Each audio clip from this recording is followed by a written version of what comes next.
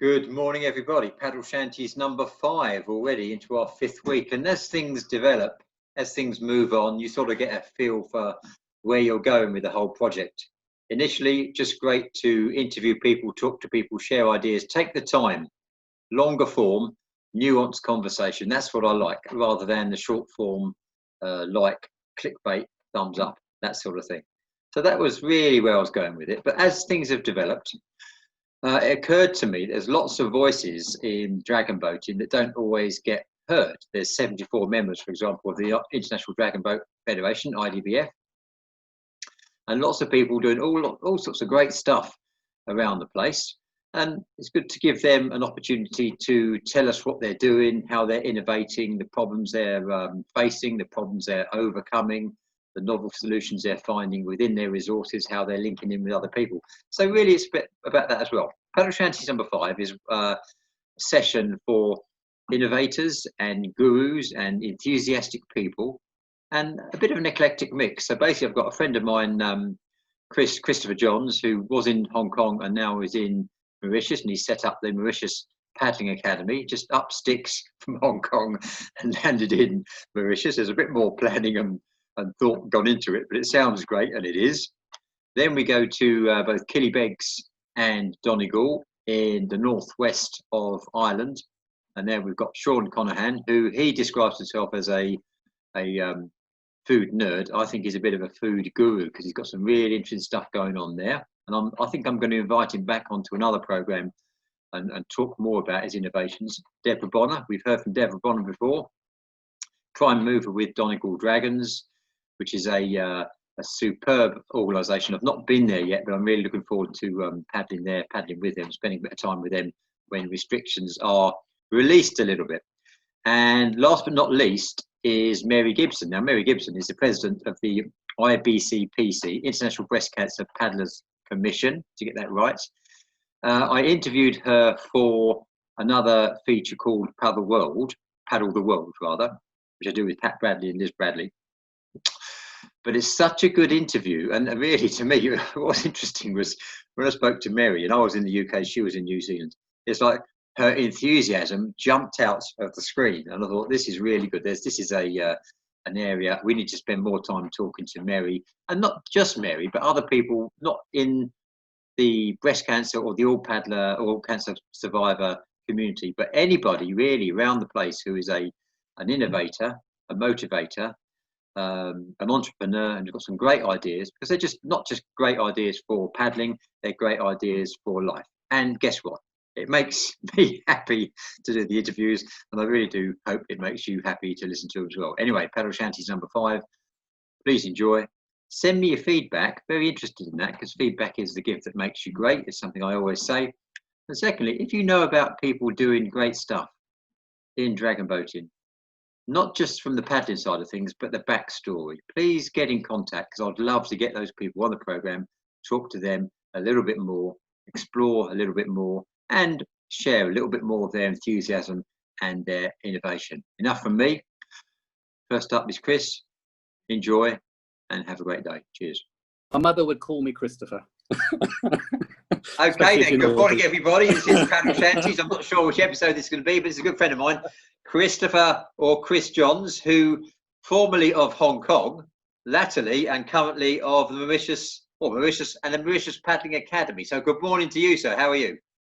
I'm very well. Good morning. Okay, good morning. Great to talk to you. And two things we had a chat just before we started. First was about sort of the lockdown and the restrictions as they play out in Mauritius, and the fact it's different in different countries. But let's talk about that first, then come on to your really interesting project within Mauritius Paddling Academy. But just tell us what's going on there at the moment, just because people will know where Mauritius is, but know very little about it. Okay. Where you go. So, as with everybody else, we have been under a lockdown situation. Within Mauritius context, it's actually been quite strict conditions, in that we can only really go out for food, the doctor, vets, and emergency sort of situations. Otherwise, you are restricted to being at home. In this last week, they have started to open up some of the smaller shops, bakeries, smaller corner shops, and things like this. Wow. And then we are told that from the 1st of June, things should be opening up a little bit more from there.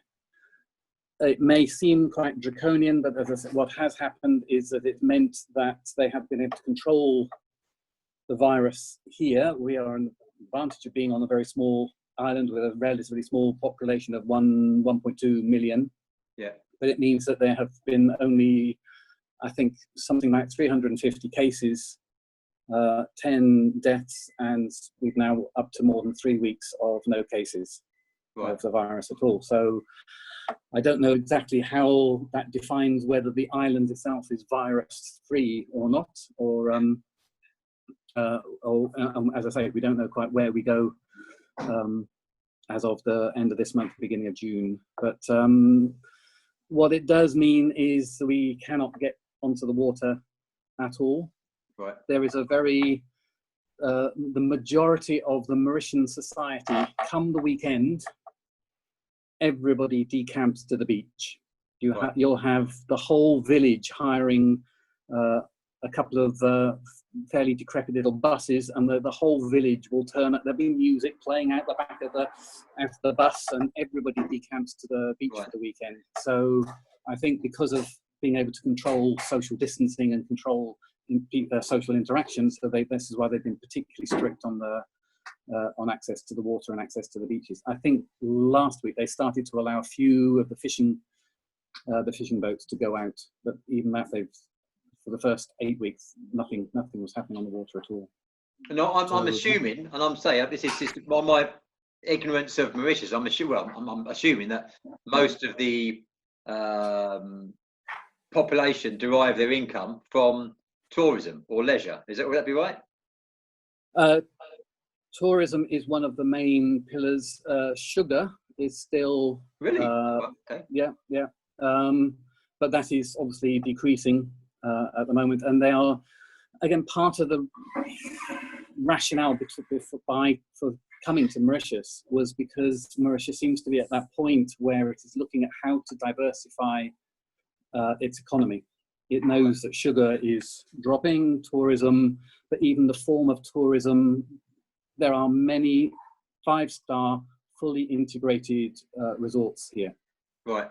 But again, in terms of what the average tourist wants, the idea of just coming and sitting on a tropical beach drinking cocktails is not necessarily appealing in the same way that it used to.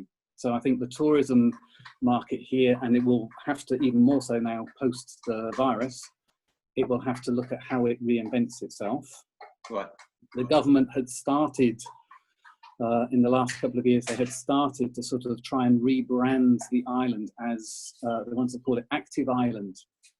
And they were very keen on developing the sort of sports tourism market and trying to see how they can diversify and attract a new type of tourist in a way.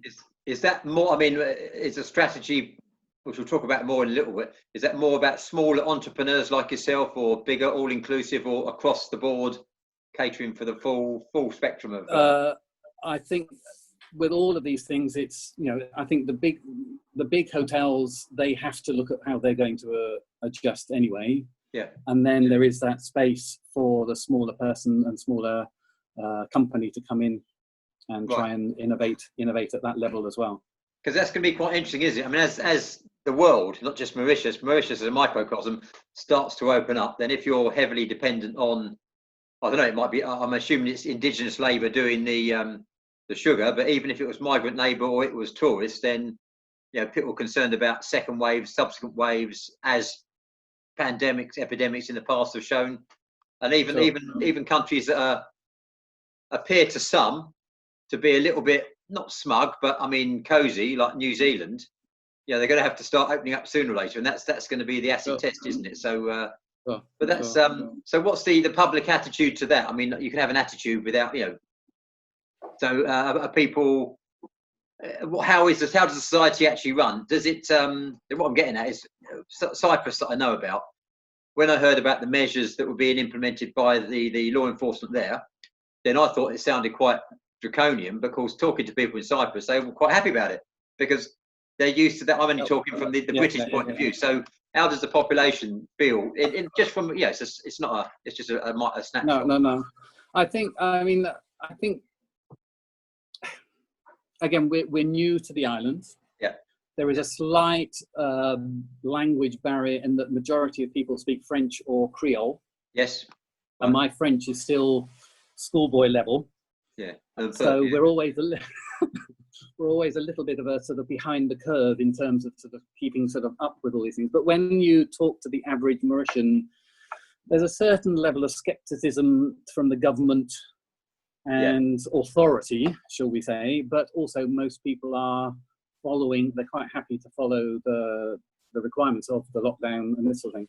When I have a friend who works at one of the big hotels, who runs all the sports side of one of the big hotels. I'm talking to him last week, and he's saying, they will quite regularly have people trying to break into the hotel to sort of, and it could be even just getting into the kitchens to get food. Right. There, again, the discrepancy between levels of income and poverty are quite wide here, and there are quite serious, sort of families with quite serious nutritional deficits and just not having enough food and this sort of thing. So you've got all of that to try and consider. But I think most people are taking it, they're following everything, even if it is a bit skeptical. But I mean, assuming that somebody has money to buy food, and obviously that's you mentioned, I think before we started recording, that you can go to the supermarket. So you being Mr. Johns, you go on the day that's equated to J. Is that how they work? That's quite interesting how they work that out. They divided the alphabet into 3 zones, A to whatever, H or whatever. I don't know where it is. And so Monday is the first, Tuesday the middle section, Wednesday the third section, Thursday, Friday, Saturday, and then Sunday everything is closed. Oh, right. So oh, right. So I presume you show an identity card or whatever, Yes. Yeah. Oh, right. So you get to the supermarket. There is normally a small queue. The first day I went, there was a queue of about an hour long because nothing had been open for about a week. Right. So everybody was sort of desperate for food. So there was a queue that went on. It just went round. You just kept walking. Oh, where's the end of the queue? There's still a queue now to get in. There's somebody that checks your ID card. Yeah.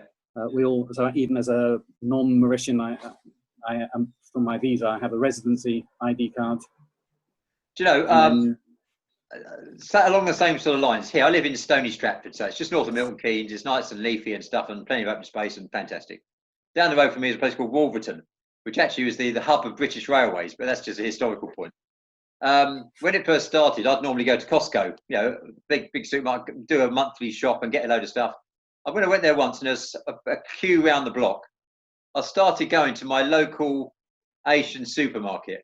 It's a small supermarket, and this bloke has been open, supporting the community throughout, day in, day out. I'm going to be supporting that bloke forever. I'm going to forget Costco. You know what I mean? These are completely. These are unsung heroes, because I appreciate and I do appreciate everything that people in health have done, but you've got to eat. You've got to feed the beast. You've got to feed the machine. And he's been there day in, day out, good-humoured. Yes, he's making a living, but he's there. He's there for people. And I'm thinking, this is what you need to support these people. So, yeah. Well, there's from where we are now, just around the corner, every Sunday, there used to be it was, again, a family greengrocer type, vegetables and everything shop. But they would just come and bring their van, park it on the lay-by, and set up, it would be like a little Sunday market, just as one person. Yeah. With all the lockdown and everything else, they've disappeared. But somebody has seen that person's now not there. And so in the last week and a bit, they've opened up a new vegetable shop, but it's all organic. Yeah. And they're there every day, and they completely respond to everything that you're saying. Oh, can you get some of this? Oh, yes, we'll have that in tomorrow. And that personal level of service. Absolutely. And you'll, yes, we will go back there all the time. People are just used to, and they've become used to. I want some bananas. Whether in season, out of season, I go there to get some banana. You forget it, but don't you? You just forget how easy it is. Yeah, but here because with the climate, but everything is seasonal. Yes. So there was lychee just before, around Christmas, but it was like 4 weeks. And down every single road, there'd be piles of lychee, people selling lychee all over the place, and Really? then disappeared. Oh, no, that was very nice. And then you know, sort of avocados are in or whatever. And I quite like that. Fantastic. That back to the sort of seasonal side of things and the cycle of things. Yeah. But one thing I've noticed here as well is there's a couple of places I paddle. There's lots of water around here, which is part of the reason we live here, etc., etc. And there's I've got a few dragon boats at a place called the Great Moor Sailing Club. It's near Buckingham, so it's a few miles away from here, and it's got a nice lake. It's an old brick pit, like a lot of the lakes here, which is quite not ornamental, but it's nice. About a 500-metre circuit, or 2,000-metre circuit, that sort of thing. So big enough. And people were down there, and they're on basically the beach. And I wouldn't say people were flocking to the beach, but it was packed. But people were not keeping their distance. But if you went to the beach, you probably wouldn't be sitting on top of somebody anyway. So it was respectful, but it was people have sort of, my thinking was people have played the game and they've sort of had enough, and they're adjusting. You know, I mean, yeah. But when again, you know, I think with those boundaries. Yeah, but people are, or people are assessing and managing their own risk, because the British population are not used to being dictated to, and I certainly am not. You know, so you know, I can make my own. I can do my own research. I can look up stuff. I can decide what level of risk is right for me, and I'll stand corrected. And during the key part of the lockdown, I'm not paddling because it's respect, because I could fall off my paddleboard or whatever, hit my head and go to A&E. So I respect all of that. But it's interesting to see how that's played out. Anyway, Mauritius Paddling Academy. So what's brought you? What took you? So we first met in Hong Kong a few years ago. You were in the British team. So what were you doing in Hong Kong? And that's come to an end. And what's brought you now to Mauritius? What a fantastic story this is. Yes. I was in Hong Kong for 21 years, doing the same, working for the same employer, which was the Hong Kong Academy for Performing Arts. Right. So while I was still before moving to Hong Kong, I was in the UK, I used to work in theatre. Right. So worked at Stratford, worked at the National. Stratford-on-Avon. You do strike me as a theatre sort of type.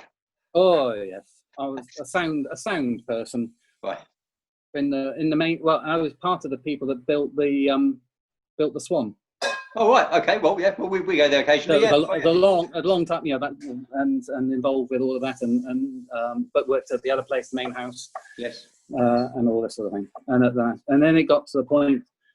I'd done a lot of travelling, a lot of backpacking, and had been at the National for 6-7 years. I think maybe it's a little bit of a hint as to why I'm here now. You sort of get to a point where, I've done that now. What else can we do? So I moved out of London and I moved into education down in Somerset. And within a year of that, there was a job advertised at the Academy in Hong Kong. And I applied for that, and in the end was successful in getting that job. Went out as a sound lecturer, and then I ended up doing sort of head of department role, and then slowly moved into more and more academic side of things, and then curriculum development and curriculum innovation. I won't go into everything. In the end, there was all that we were trying to do in terms of innovating and developing and moving the curriculum forwards. There was a big pushback from all of the schools at the Academy. They all wanted to stay very traditional in there. And the way that somebody learns to play a violin 100 years ago, why is that necessarily any different now? I mean, I could argue that it is, but their argument was that there was no difference. And so my position and my job finished. Right. Okay. I'd sort of moved into this area thinking, oh yes, this is going to be a good new innovative sort of area and things to sort of push forwards with and innovate. And in the end, got to the point where there was no more job. Right.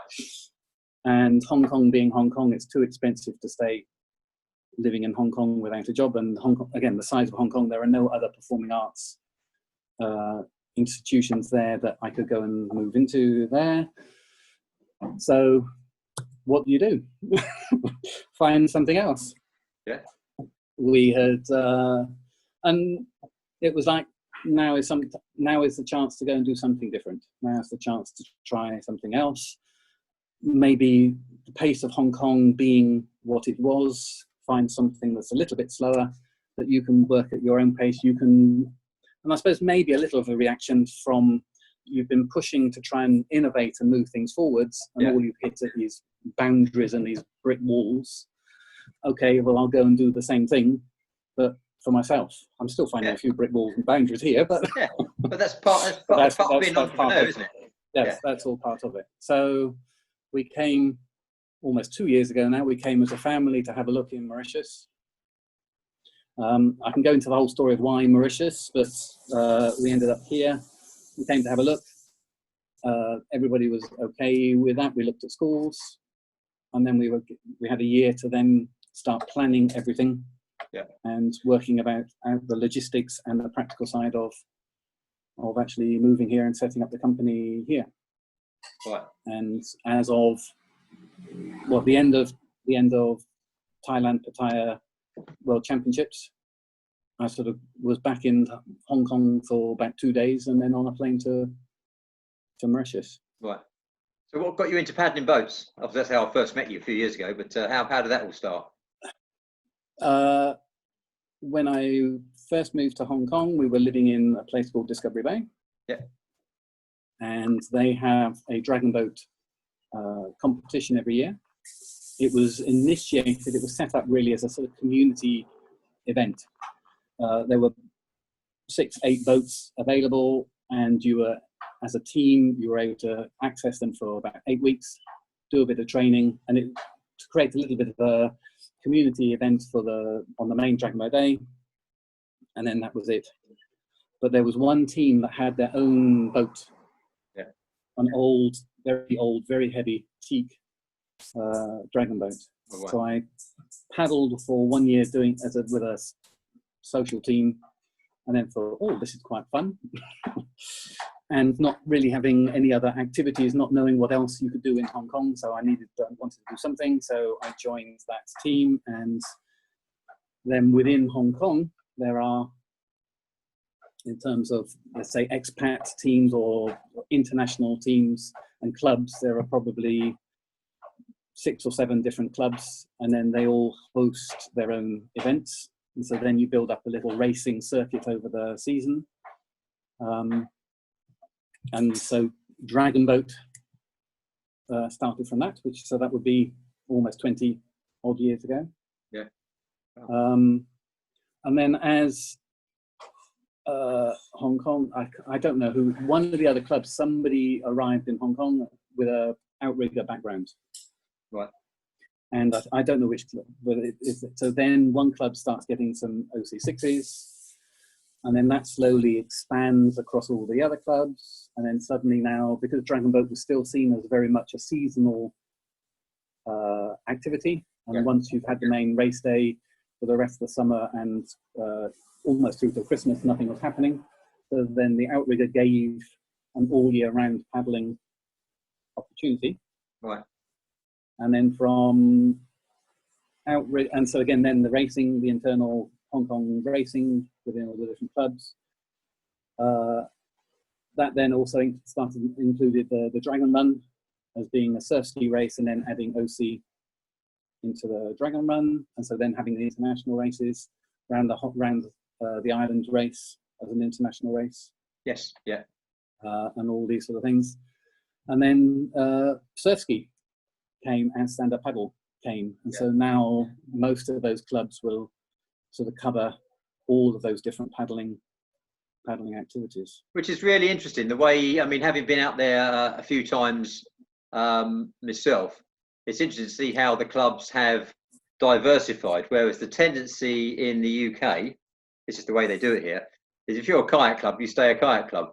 And actually, up until fairly recently, maybe 10 years or so, you know, if you did any sort of cross training or sort of or multidiscipline stuff, it'd be, well, why are you doing that? What, you know, you're a dragon boat club. Why aren't you doing that? Of course, now slowly, almost kicking and screaming, people are saying, actually, we understand complementary training, and if you're doing paddleboard, then if you're out in an OC1 or a dragon boat and OC1, then the two are going to complement each other, as long as you know which boat you're paddling. So, you know, when you're paddling a kayak, paddle it like a kayak.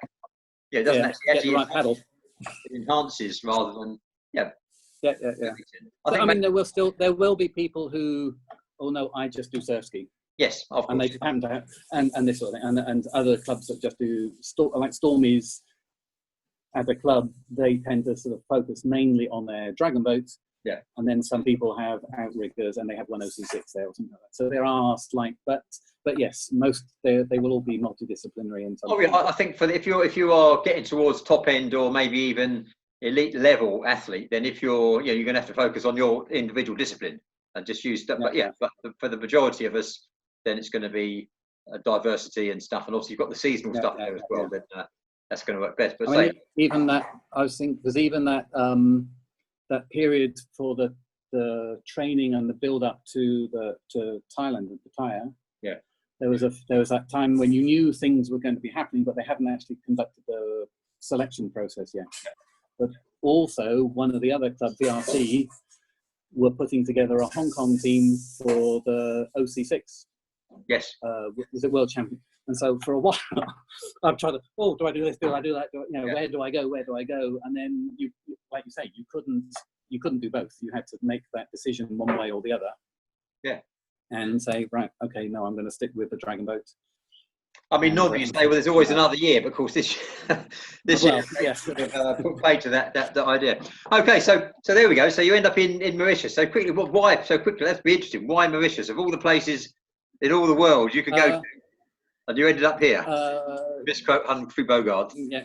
Okay, then, well, because my wife is from Hong Kong, right. We preferred the sort of Asia region, but then from a sort of purely business point of view, if you start to sort of look at Hong Kong and start to move out from Hong Kong, then the sort of obvious location in terms of tourism, shall we say, would be Thailand.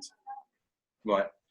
But the amount of competition and the number of different activities there are in Thailand and this sort of thing, so you think, okay, no, not there. So then maybe Philippines, Vietnam, or whatever. But there were always political sort of levels of insecurity with some of those different countries, and so that circle just started moving further and further out.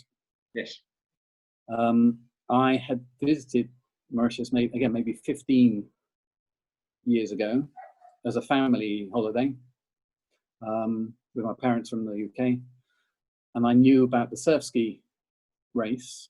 Yeah.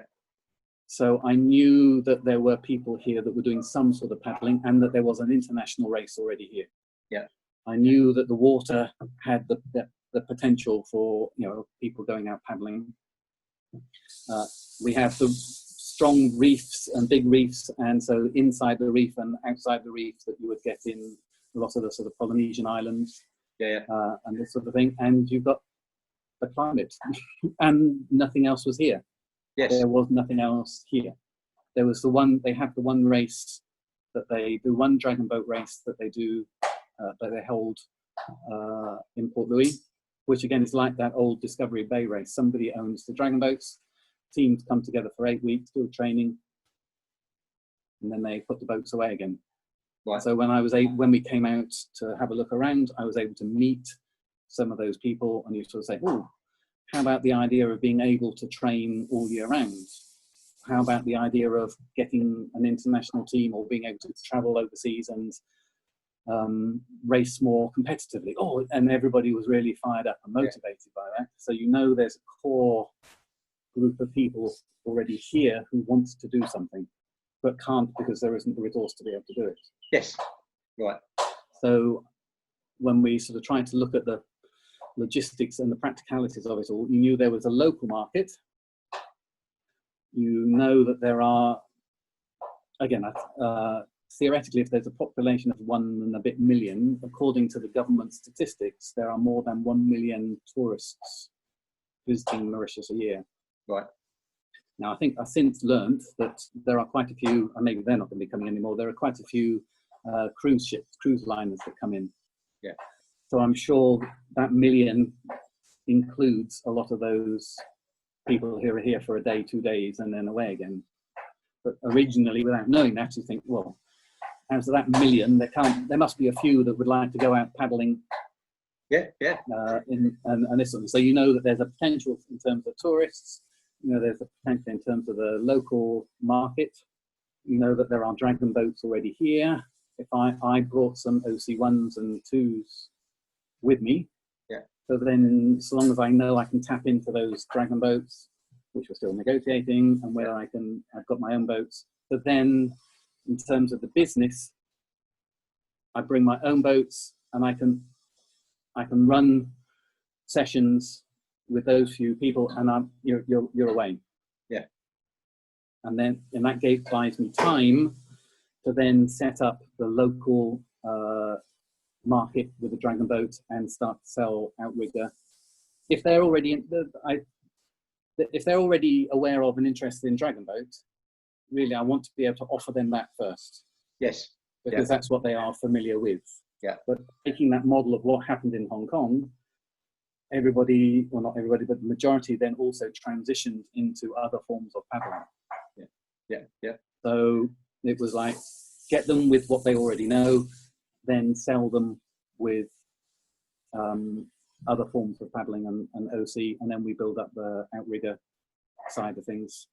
And as I say, having this conversation with the government, and this idea of being an active island, and then you can start selling the idea of Mauritius even starting to host events. So if we already have the surf ski race, then why not? And I'd already since being here, I've now met with organisers for that, and we were for this year for the council. Obviously, we were going to add outrigger into that. So the race, like the Dragon Run, 50% of the boats are OC1. Yes. 50% are surf ski. So I was able to go to the organisers and say, look, if you want to expand this as an event, the easiest way to do that is to open up into a new category of boat and add in outrigger, and that will suddenly pull in a whole new group of paddlers, and then that promotes the whole event and this sort of thing. So for the benefit of people who don't know, what is the Dragon? I know it's in Hong Kong, but what is the Dragon Run? What sort of event is that? Is it an out and back? Or is it around a circuit? No, it's a 23-kilometre race starting in Clearwater Bay. Yeah. And you basically head 90 degrees from the coast out to the middle of the sea. Yeah. To some islands called Ninepin Islands. And then you head down towards Kissing Whales and into Stanley Bay. Right. Theoretically, it's a sort of downhill run from the Ninepins. Right. I have never been so scared in my life. And which is part of the challenge of it all, and to feel that you've achieved it when you've done it. You are, again, because of the marine, the number of big container ships and tankers and everything else that are going around, you can look around and you can feel like you're in the middle of nowhere. You can just about see the coastline. Yeah. I always took a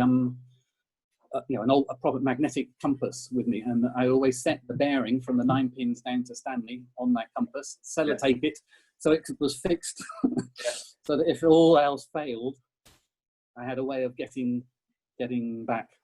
But what sort of safety cover do they have for that? Because people will get well spread out, aren't they? Really? You start off, and the second time I did it, because the waves are maybe 4 or 5 meters, particularly as you're going out. Yeah. And you're surrounded by, you can be like 100 paddlers. And you head out, and there's all these people. Within 10 minutes, it's like you can't see anybody because you're either on the crest of the wave, and everybody at the bottom, or vice versa. And you're and then suddenly this little head will pop up. And well, they did have a little problem last year when they lost somebody for quite a long time. But they will have They'll have safety boats going up and down. They have junks following the last few people. If you don't hit the 9 pins by a certain cut-off point, then you're automatically withdrawn. Yeah. I am sure now, they didn't before. All the people I was paddling with, we would always have a phone with us and then use Google. Right. Send out our location via Google to somebody else on land. Right. I don't know, but I think coming races they will actually have to have GPS trackers on everybody. Yeah, I see. I mean, that sort of seems to be. I mean, there was a unfortunate fatality in a race over here a few years ago. I'm not sure if they didn't. Don't think they had trackers in the boat. Some do, even on Devizes Westminster canoe race, which is really just down the Thames and the canal that have trackers on. That seems to be the way ahead. I remember paddling round from where was I doing? Stanley round to VRC a few years ago for a time trial. Yeah. And I was only a couple of miles offshore. I was quite happy, but the sea was quite an interesting. Yes, you come round those headlands, those corners. Yeah. An interesting proposition. So if you're a few miles further offshore, but that's partly okay. I think the first time I did the drag run with another lady on a OC2, and it was a little bit of a dodgy OC2. And in our naivety, we thought, oh yes, we'll be fine. We seemed to spend more time with the boat under the water and being and almost floating off at points. Yes. But neither of us wanting to admit to the other that we were so scared. But you kept each other going, and that's part of that. That whole thing about paddling is that teamwork and that responsibility to the other people that you're with, and that sort of comes with the whole sport. So what are you planning in with the Mauritius Paddling Academy? You've given us a brief sketch of how it's developing, but you're also thinking in terms of raising a Mauritius national team, are you not? So tell us a bit about that. Well, this is what I have from the first visit. The first time I came to Mauritius, I met with the Sports Council here. Yeah. And again, there was another sort of government policy that sort of helped us in selecting Mauritius, in that probably now 2 years ago, the government issued a health and physical activity policy, a 10-year policy. There is quite a high incidence of diabetes on the island, and there's not enough physical activity going on. So to try and take the pressure off of the health system and increase the health of the population as a whole, they have this 10-year policy to try and engage more people with sport. Plus, they identified that other countries, similar countries, the Seychelles or other sort of smaller countries, are more highly represented. They have more athletes at international level than Mauritius does. Mauritius is underrepresented. Yeah. So that gave me a little window of potential opportunity to go to the government and say, this is who I am, I have this background, I think we can get a team. There are people here who are interested in paddling. We have the potential to get a team to the World Championships and raise the profile of the sport. And then the idea I sold to the government was, because it is a sport that almost anybody can pick up and do. So it's like, we want this to be a very socially inclusive sport. Open it up to everybody, advertise it, promote it. We've got this core group of people. Let's see how we can then attract enough people that become more interested in sport and water sports, but it gets us to form a team that could get to the next World Championships. If we and why not? Why not indeed? And why not? Yeah. Yeah. Now, the original plan was to have put together something for CCWZ to give everybody a international level racing experience. You don't want to go to Hong Kong next year having not really raced very much and then not doing well because you come back very deflated rather than motivated. Yeah. I'm talking to. I just looked up Eric Malonga. You might remember him, Eric the eel, the swimmer. I thought he was from Mauritius, but he was actually from Equatorial Guinea. So I was going to say, what's Eric doing these days? But he's not. He's in a different country. But I'm trying to think of any Mauritius. I mean, to my discredit, I can't think of any Mauritius international sports people. There will be, but I can't think of any. Yeah. So, what is the national sport in Mauritius? Well, again, there isn't really. There's football. There's athletics. They have helped. There's a what do they call it? The Joy Games. About a year ago, there was a like Pacific Island Games that was hosted in Mauritius, and they have just built, or they built a new stadium. Oh wow! Okay. To host that. So again, you can see that there's the government they seem to be taking this serious. They put the money into hosting this event and building a brand new stadium to be able to host it and this sort of thing. So there's a bit of boxing, I think. There's football, as is everywhere. There is athletics, but there's nothing that I would say is a national sport. Going to the beach. There is some infrastructure, and you've got some skillful people. But to quote Muhammad Ali, the will must be stronger than the skill, or something. Yeah. Exactly. Yeah. No. Yeah. But yeah, so somebody to drive it, and you're obviously one of those people. And it'll be interesting to see, and because I don't doubt where you are, it looks such a great prospect, and I don't doubt it'll be a great success. And I think people will look back maybe in 10 years' time, and you'll hopefully resting on your laurels a bit, and people will be saying, "Well, Chris has got it easy," and they won't realise all the hard work. Yeah, and every instance of serendipity has a massive amount of hard work that gets into it. Yeah. Sure. Yeah. I mean, I think. Yeah, it is very, and the things that I hadn't appreciated that time in Hong Kong, the speed at which things happen in Hong Kong. Yeah. And so you're used to that intensity. Yes, yeah. Coming here, and you think, oh, well, I can just bring that with me. But you can't. No. And it is very, very island life. Everybody you meet they can be very positive, they can be very supportive, but nothing will happen for another couple of weeks. They say that, oh yes, we'll email you, but it will not happen. You won't get that email for another 2 weeks, or you may still have to chase them up to get that email. So my meeting with the minister in end of December, we'll meet in January. I walked out of that meeting, handshakes, and yes, we'll do all this, and we'll look at how we sort out the salary and blah, blah, blah, and everything else. And we'll meet in January. Nothing. February, nothing. Yeah.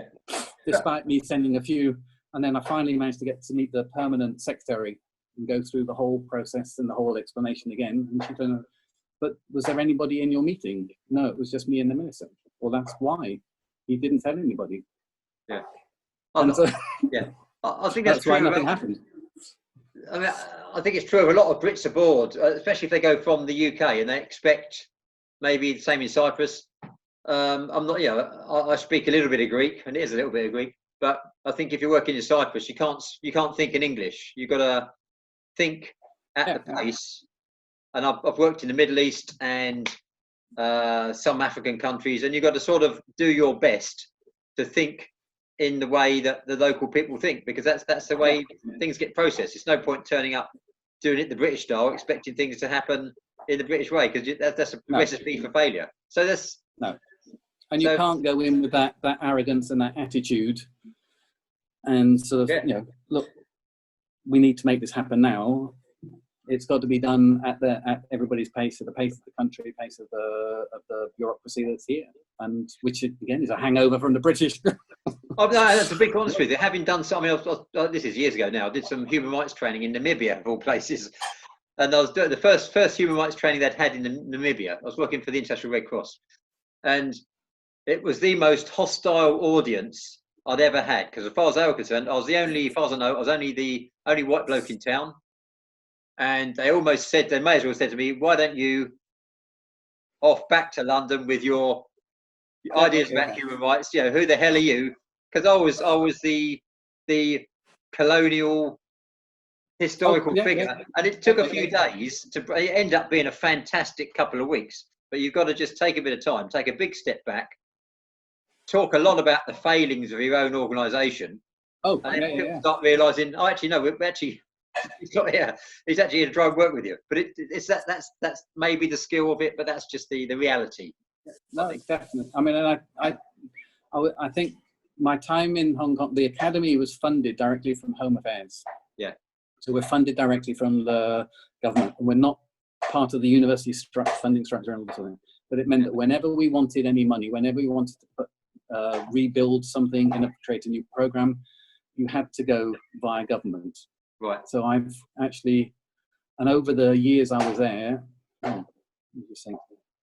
all the different, I probably ended up getting about £5 million out of the government.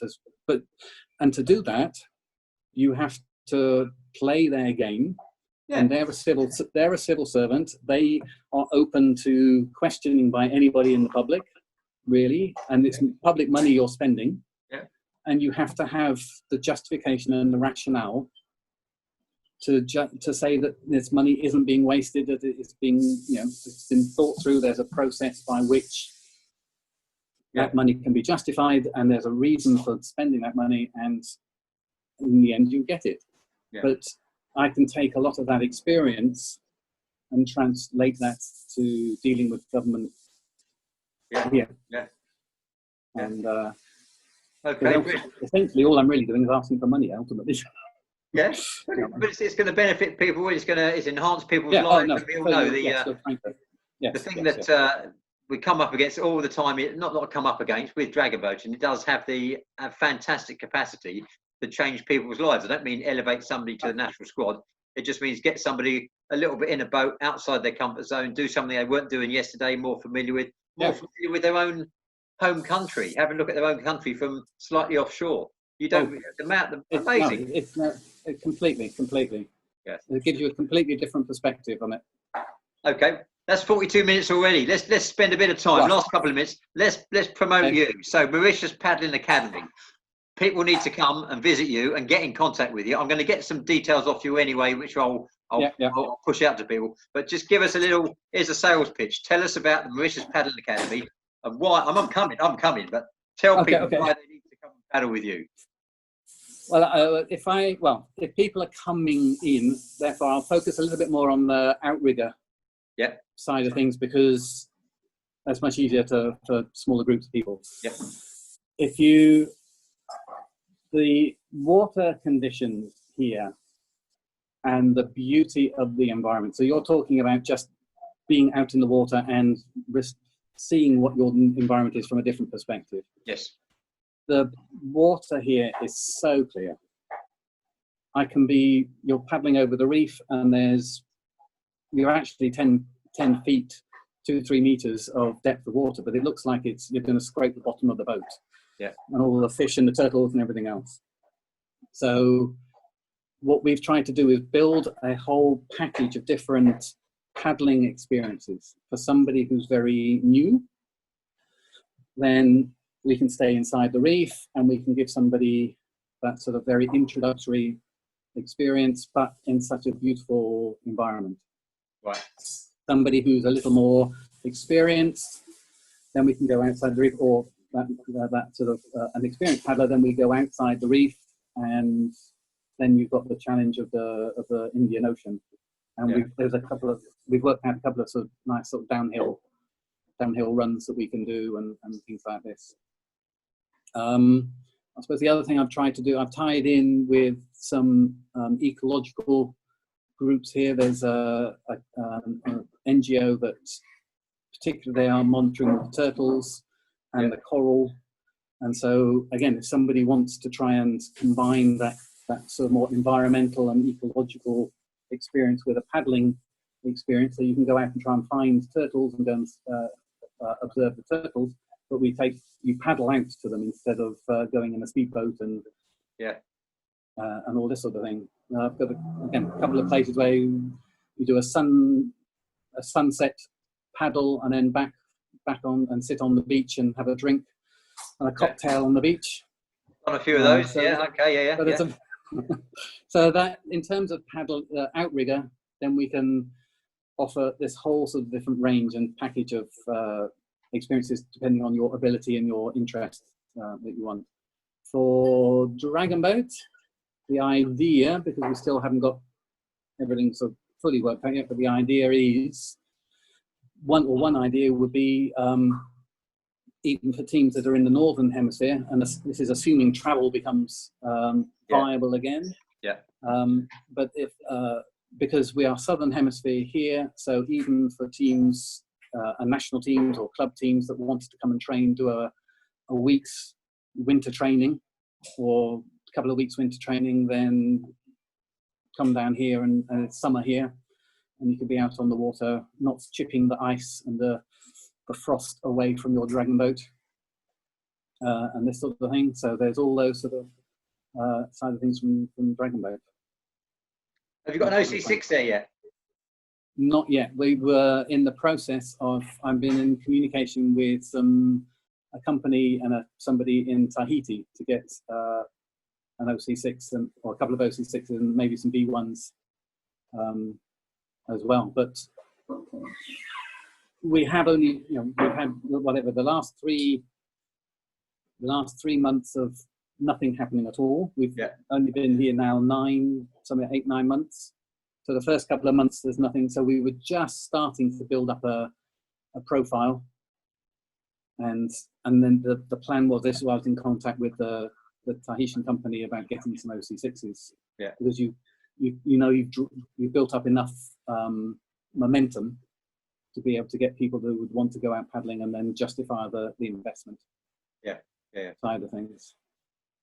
Okay. So the other thing I'm trying to do is, again, on hold, but is to start working with a couple of the hotels and try and even maybe get them to invest, but I run the programs there. The Shangri-La Hotel, we've in conversation with them about even using Dragon Boat for team building. Yeah, fantastic. And this sort of thing. So they've got, then you've got the hotel as a resort, you've got the meeting spaces to be able to do any sort of company team building side of things, plus then the water and the Dragon Boat to be able to go out in. So that's okay. So we've got all these different, and it's like you're throwing out the net with all these different possibilities and options, and then you see which one takes off. So current restrictions accepted, a year-round summer climate really, reasonably equatorial, water sports, diving, snorkeling, biodiversity, outrigger paddling, dragon boat paddling. What is there not to love about Mauritius? Exactly. Yes, exactly. Exactly. Fantastic. I mean, it's the bigger goal would be that Mauritius becomes a centre of excellence in terms of paddling sports. That's where I would like to sort of get to in the end. Whether that's locally within the local population, but also at an international level. With that all year round climate, access to the water. Okay. Well, that's big plan. That's a big plan, but I think you're the man to do it.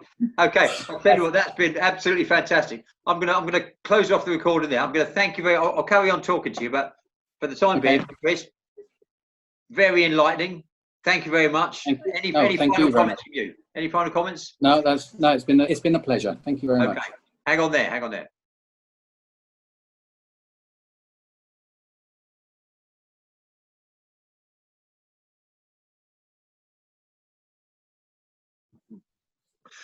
Okay, good afternoon, everybody. Paddle Shanties. I'm Tim Smith, and I'm very, very pleased to welcome to the show, the programme, Shaun Conaghan, who I understand is in Killybegs in Ireland. And hello there. Just down the coast is Deborah Bonner, who we've spoken to before, and you are in Donegal. Good afternoon to you. Now, hey, Tim.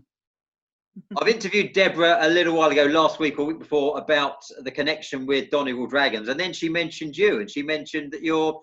Well, she didn't say you were a bit of a guru, but I'll call you a bit of a diet and nutrition guru. And I know you're working closely with Donegal Dragons. Tell us something about that, because it sounds really interesting.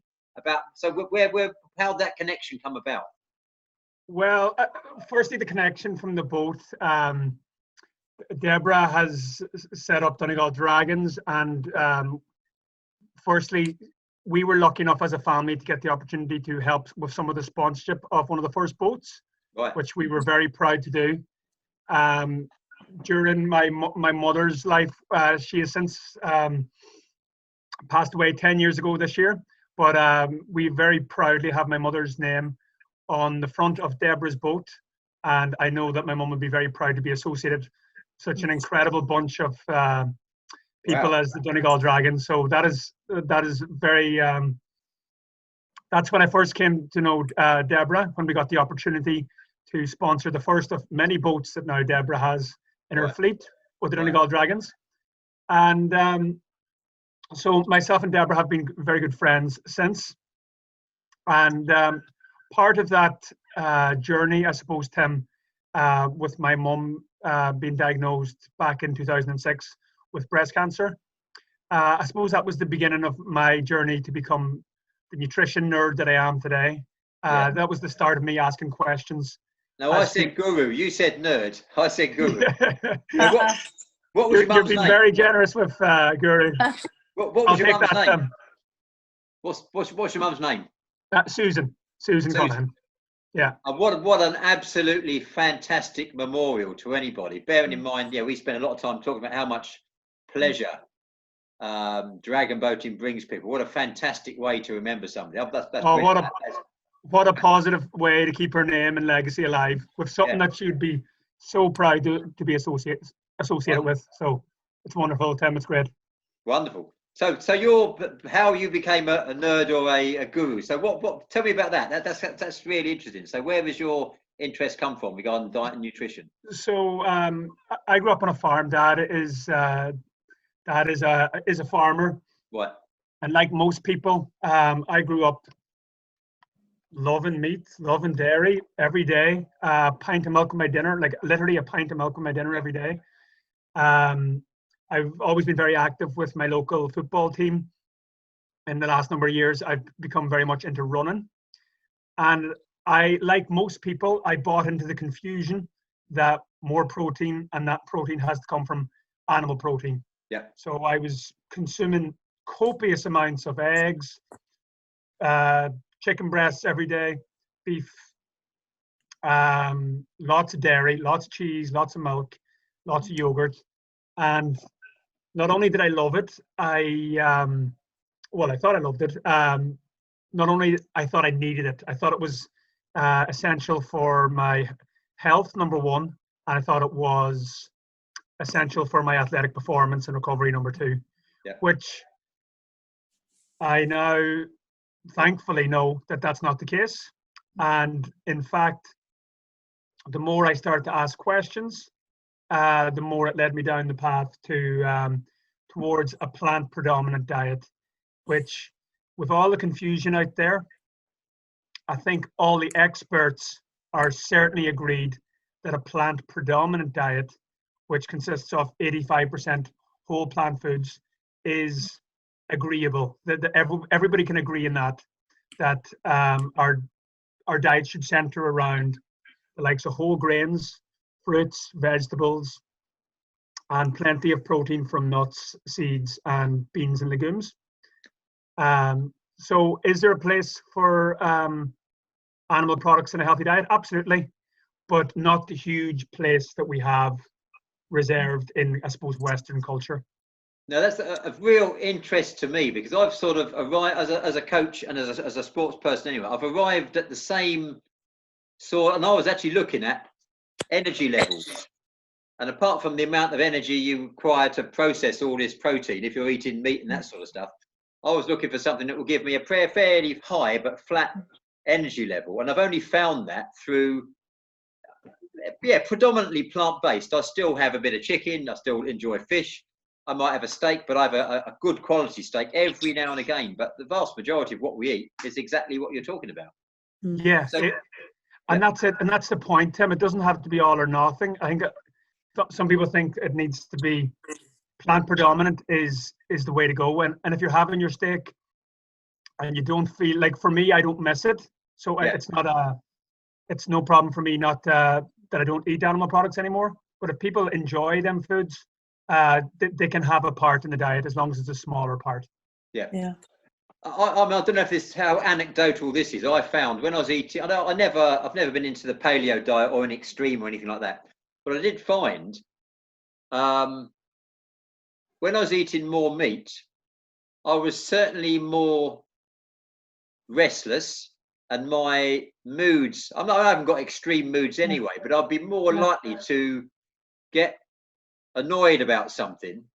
Whereas for some reason, it might be my age, I don't know, I just sort of noticed, and I think Sonia, my wife, noticed as well. I wasn't sort of going mad all the time, but I noticed with a different diet, I seemed to be a bit more phlegmatic.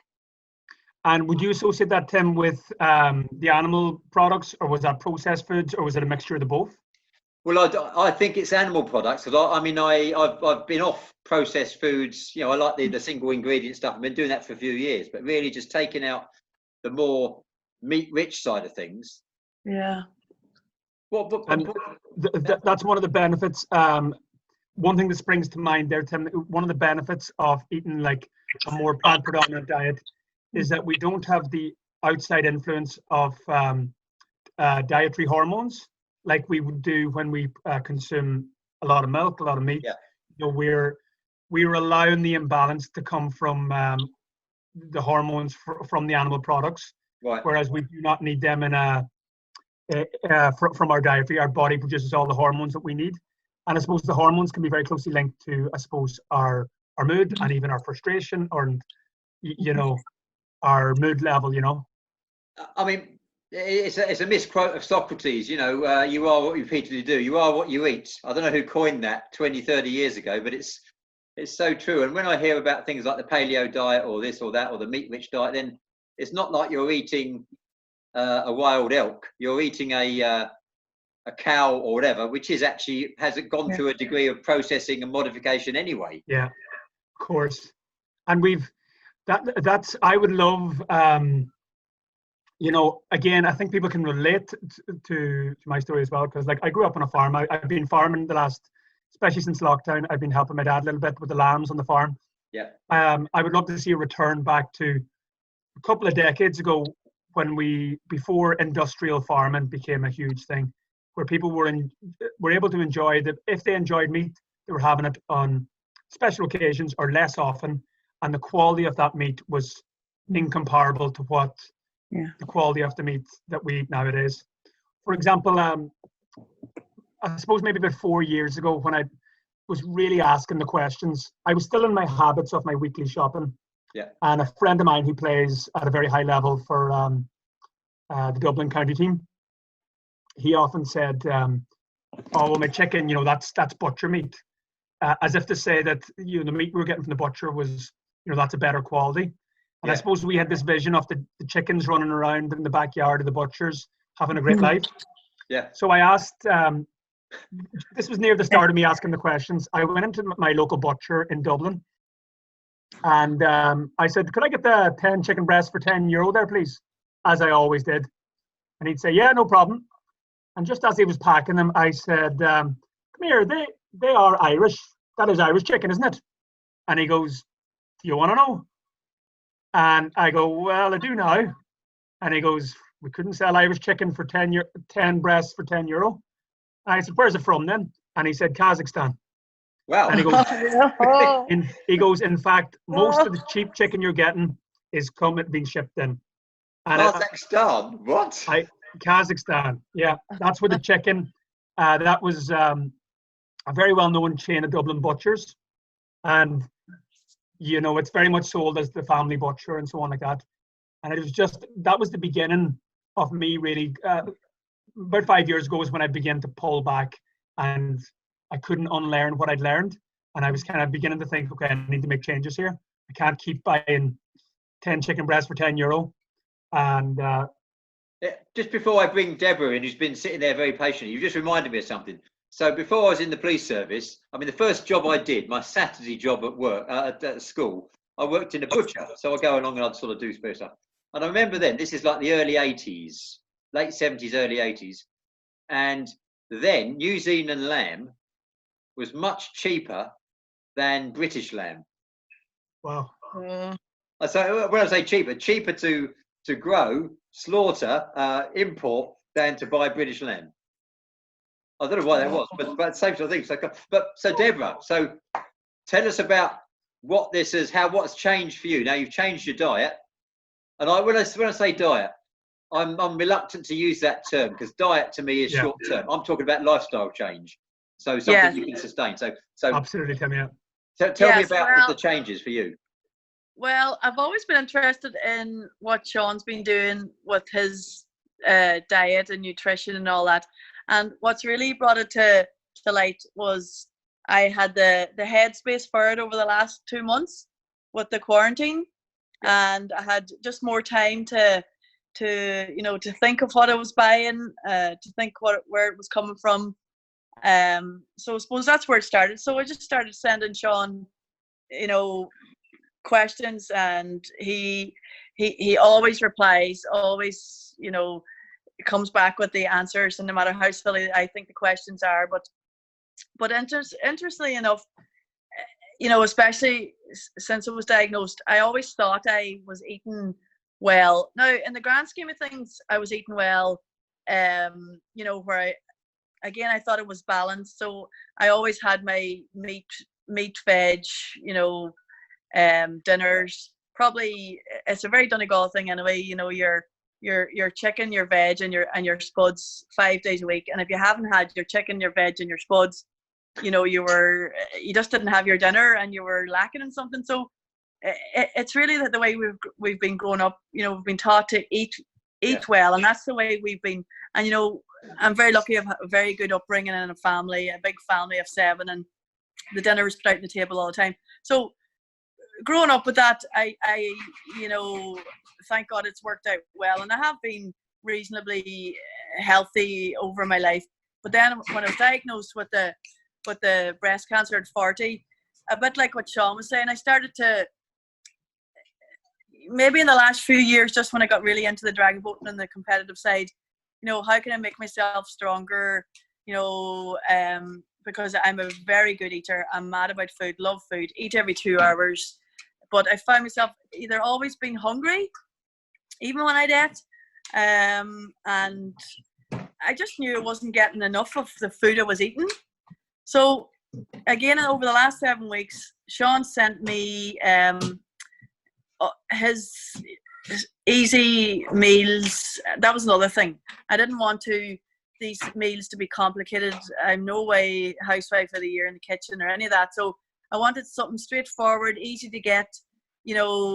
Donegal town, small place. We don't have big stores and that. So, but every single thing he sent me was manageable, was easy to make, was easy to buy, was way cheaper than what I've been buying before. So I've been really, really enjoying it.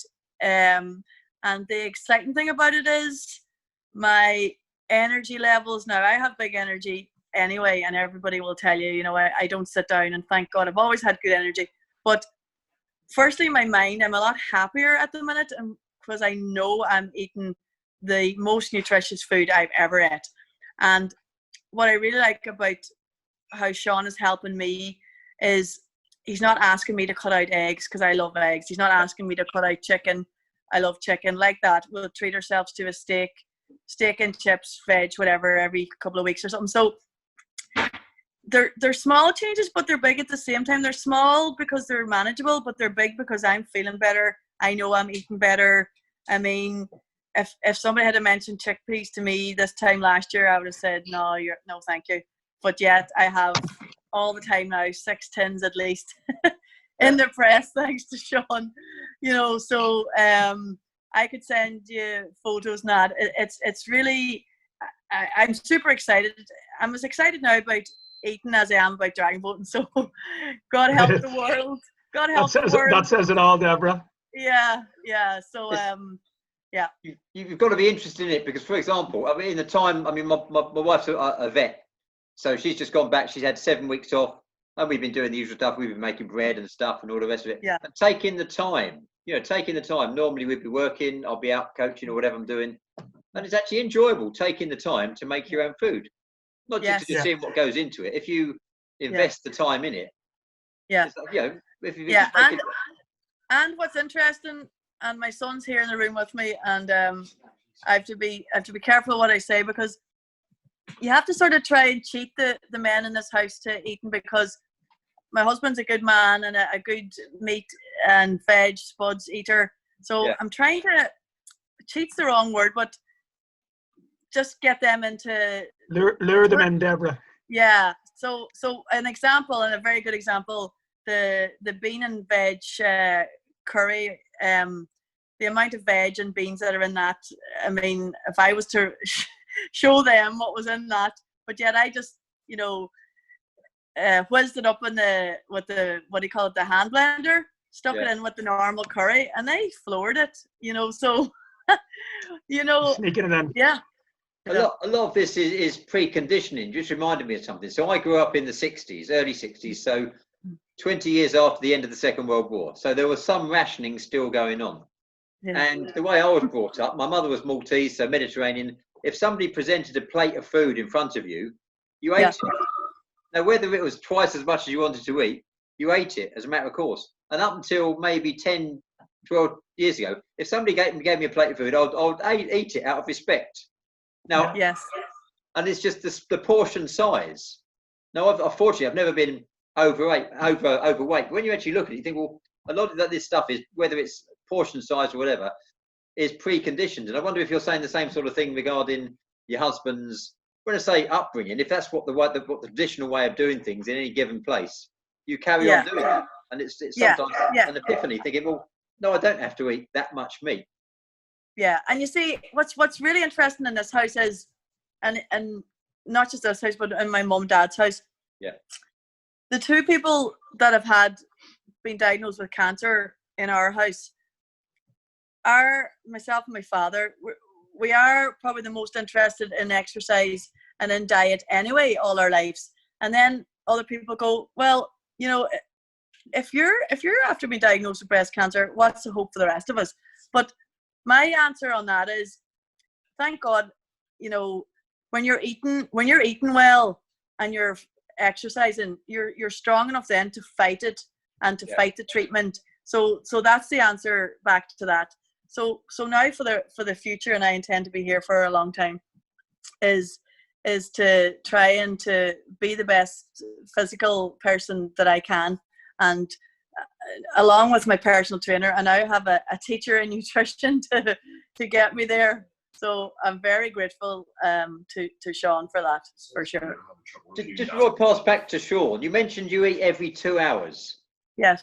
Tell why do you eat every 2 hours? Is that to do? What's that to do with? No, I just eat every two hours because I'm hungry every 2 hours. But again, and some people say it's right to eat every 2 hours, but I wasn't eating every 2 hours because it was right. I was hungry, and interestingly again, so I've kept a food diary over the last month.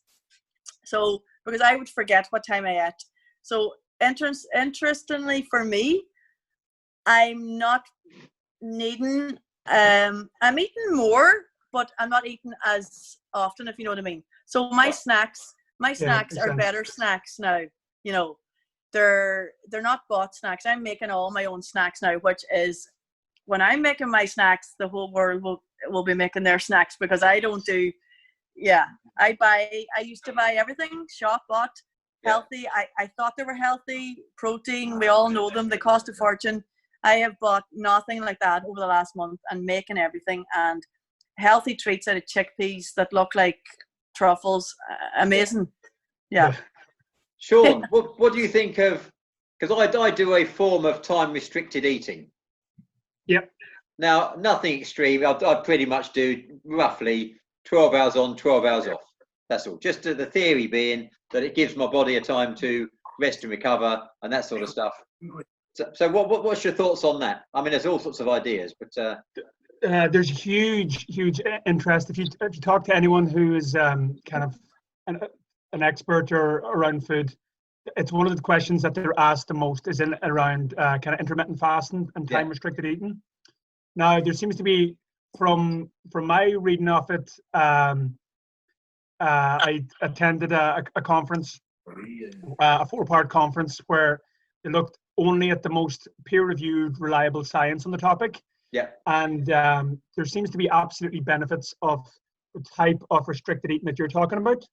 Yeah. And it just makes good common sense to give the digestive system a break from always been working and processing food.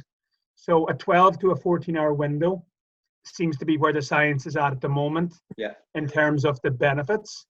Now, I speak to some people who don't start eating until midday, and they stop eating for the day at 4 p.m. And that's like a 4-hour window. For me, that's a little bit extreme. Yeah. And from the science, the most reliable science on the topic, it doesn't seem to stand up. Yeah. So a very, very good habit for most people that's very achievable would be maybe to stop eating everything but water after 8 p.m. in the evening. Yeah. And ideally try not to have your next meal until 8 a.m. the next morning.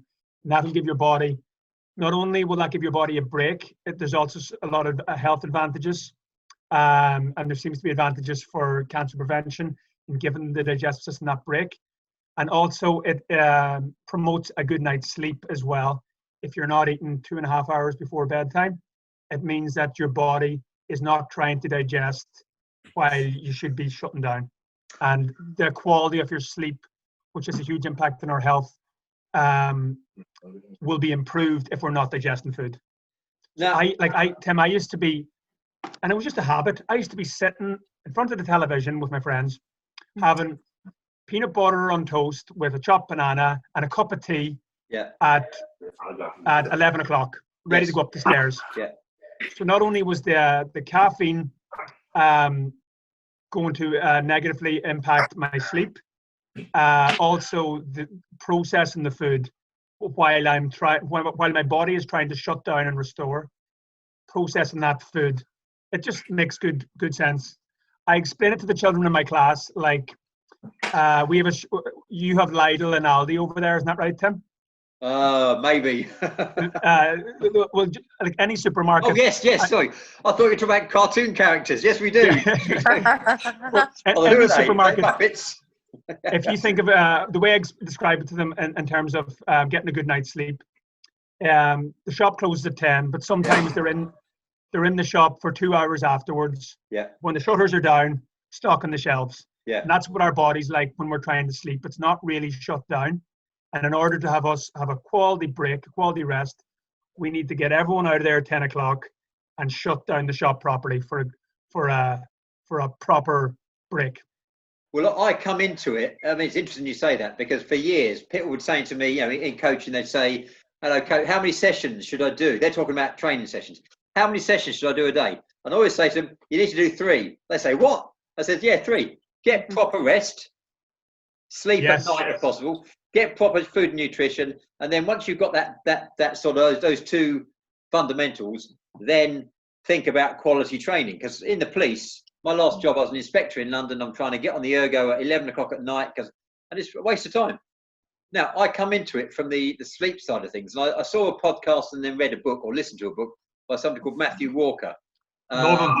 I love Matthew Walker. You see what I mean? So talking about the why we sleep and the restorative power of sleep. And I came into the time restricted eating, albeit 12 hours. From that, exactly what you're talking about, shutting up the shop, giving your body time to rest, recover, recuperate. But so much now, when people ask me the same thing, I don't say it's like 3 pillars. I say sleep is the fundamental. If you've got that in place, huge. Absolutely. What do you think, Deborah? What do you think about that? The power of sleep.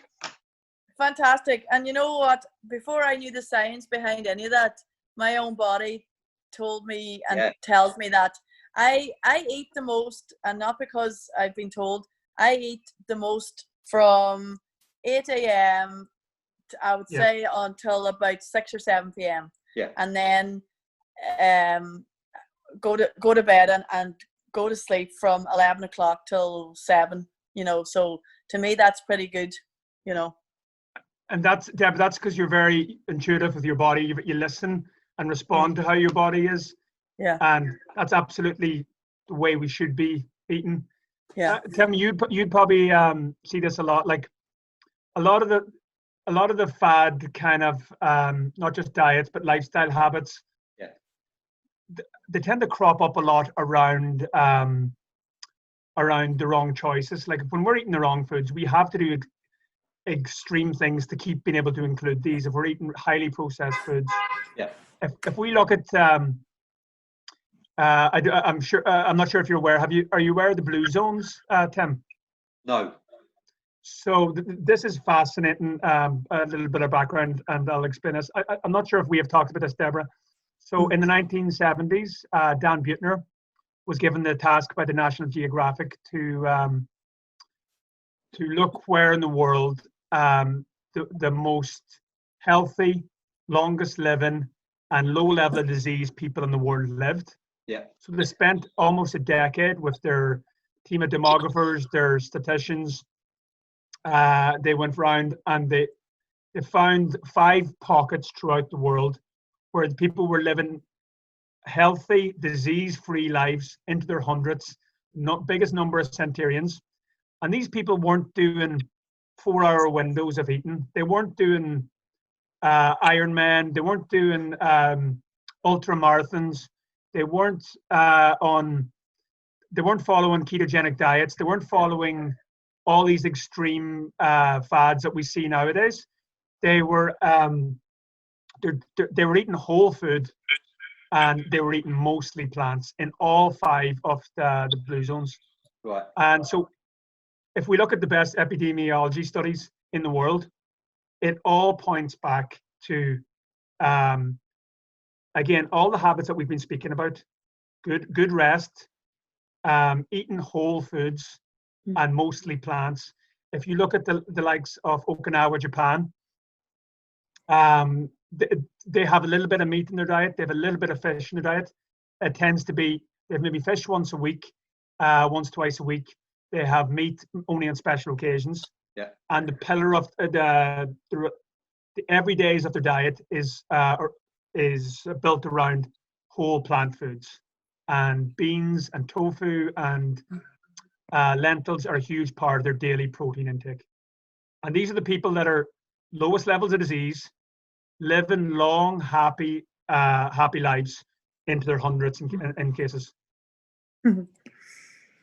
I mean, it's interesting, isn't it? Because sometimes you discover that. Deborah mentioned this about things being intuitive. Now, when I read Matthew Walker's book, fascinating, amazing, but you're reading stuff, you think, I've come across this before. And for example, he talks about delirium tremens, the situation where somebody is seriously sleep deficient. In the 80s, we used to teach police officers about this, and it's something you find homeless people who are severely sleep deprived, and they've got an unbalanced diet, and they're sleeping on the streets and this sort of stuff, and they'll be hallucinating. And it was just one of those things that you'd be aware of. You might come across somebody who's hallucinating, and you think because they're maybe on drugs or they're drink or they're whatever. And then when you look into it, they're saying that basically if you do not give your body sufficient sleep, it will take it back. And it may make you fall asleep at the wheel. It may make you do this. But it may even make you hallucinate. And you're thinking, well, these are things I've encountered, albeit in my professional life, and I've seen this, but I've not recognised it for what it is. And it is intuitive, but you have to be tuned into it for it to be intuitive, I suppose. Yeah. Amazing, really amazing. But and it just makes when it's explained from an expert like Matthew Walker so clearly and so simply, it just makes good sense, doesn't it? It just seems to it just all stands up to make good sense. But the other thing you mentioned about sort of a sensible, pragmatic level, I mean, for me, from a selfish point of view, I want to be able to do an interview here, grab something to eat, and go out on my paddleboard. So I haven't got the time to have a big meal and waste time digesting it. I want to do it. See what I mean? So it's that sort of lifestyle that's taken me towards that, rather than any particular standpoint on slaughtering animals, that sort of thing. So, but it's interesting how different people come to different standpoints. One of the biggest things, Tim, just to give a little bit more context, I meant to say this at the start. So, with my mum's diagnosis and sadly her passing, that was the beginning of me, just beginning to ask questions. What causes breast cancer? Was there more we could have done? And then in 2013, my dad, who is one of the fittest, probably the fittest, strongest men I know, he has never smoked. He doesn't drink alcohol. He goes to bed when the sun goes down. He's up before it rises. He walks sometimes 10, 15 miles a day cross country over gathering sheep. And all of a sudden in 2013, he's dealt with a very aggressive form of prostate cancer. And only for our previous experience with mum, we may not have got it earlier. My brother showed great intuition to insist that he goes to the doctor before there was a physical sign. Yeah. But he had the most aggressive form of prostate cancer, and surgery was successful, albeit with the complications that come with that surgery, which is why we should really be looking to prevent rather than reacting, as I'm sure anyone who's ever undergone a serious illness will tell you. And then all of a sudden, Tim, a few years later, we realized that he has a 95% blockage into the main artery leading into his heart. Well, and he has half a dozen stents put into his heart now, and that was back 4 years ago, and that was like whoa, what's going on here? And after really diving into the science, I've done different courses. I've flown to international conferences to see some of the world experts on diet and nutrition speak. And it was very interesting last October in London to see Dr. Neil Barnard from the US show us that 80 to 90% of all heart disease, 90% of type 2 diabetes, and up to 70% of all cancers are entirely preventable. Entirely preventable with diet and lifestyle. We focus so much on the genetic side of disease, yet bad genetics might load the gun, but it's diet and lifestyle that'll pull the trigger. And if we get our diet and lifestyle correct, we can actually turn off those incredible, Dr. Dean Ornish in the US talks about how the correct foods actually switch off the gene disposition that would have had us on the pathway towards a cancer diagnosis, heart disease, and so on like that. So we have great control. It's very empowering that through our diet and lifestyle. And the global, one important point on that as well, in 2019, the Global Burden of Disease report now confirms that diet is the #1 risk factor for chronic disease, for all chronic disease. Ahead of alcohol, ahead of tobacco, our diet is now the biggest factor for disease. And thankfully, our diet is also the biggest factor for preventing disease. What's quite interesting, I think probably 10 years ago, if you'd have talked to somebody about sort of gut flora, microbiome, it would have said you're an alternative. You're crazy. But now this is. I mean, the links that I've read about between not just physical health but also psychological health as well. Huge. The gut microbiome. Deborah, we were talking about it in our group, our health eating group. The gut microbiome, Tim, as you say, it's everything. A healthy gut is for mental health, for digestion, for it's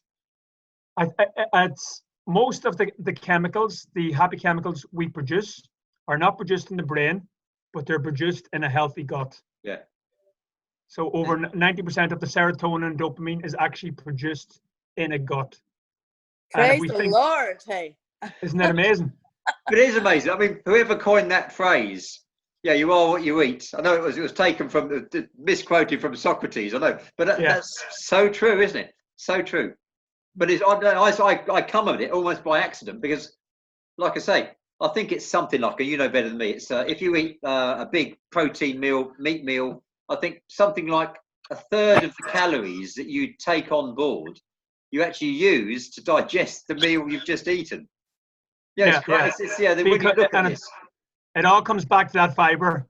And we only get, people have heard the word fiber. Like I've heard fiber since I was a child. Yeah. Not really knowing what it was. I associated a bowl of fruit and fiber with fiber. Absolutely, yeah. Fiber only comes from plants, and I think that's an important message for people who are at the start of their journey. we don't get fiber from animal products. We only get it from the plant kingdom. Yeah. And it plays a huge role in our health, in our weight management, in promoting a very healthy gut microbiome, which, Tim, as you have said, you're on the ball there. The gut microbiome is such an exciting part of science, and it's crucial to our health and well-being. So, Deborah, as a practitioner, because that's fantastic. So, over the last few months, adopting a more healthy food and nutrition, because I do shy away from diet, and the reason I shy away from it is I think you can achieve anything in a short period of time, and lots of people have achieved great things with diets, but this lifestyle change. So how have you found? Tell me about the changes of your lifestyle change in terms of gut flora, or what's your thinking on that? Yeah, well, one of the bigger questions I had, in starting this was, firstly, I didn't want to lose weight. I've always been lucky enough that I never put on much weight, but that was partly because I have always done exercise from no weight, so I've always done daily exercise.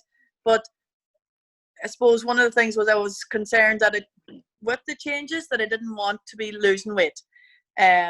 So with Shaun's reassurance, he's guiding me in what to eat. So the biggest lifestyle changes for me, firstly, is knowing what to buy in the shop. And to me, that's everything, because what you're after talking about there, Tim, about now, for example, I know I'm going out kayaking this evening. So I've already prepared my main meal. I prepared it this morning. So biggest lifestyle changes for me, and they're fantastic, is I'll sit down the night before and I'll think, now, what do I want to eat tomorrow? I'll write it down. I'll write a list down. So I'll have everything bought in the shop. I know what I'm going to make. I know it's going to fill me up. It's going to keep me. It's going to be completely nutritious, covering everything. I've asked Shaun all the questions about, okay, if I'm cutting down in my dairy, where I'm going to get my calcium from. He's given me all the answers. So probably the biggest lifestyle change is the food diary. I've been keeping a food diary. Right. Yeah.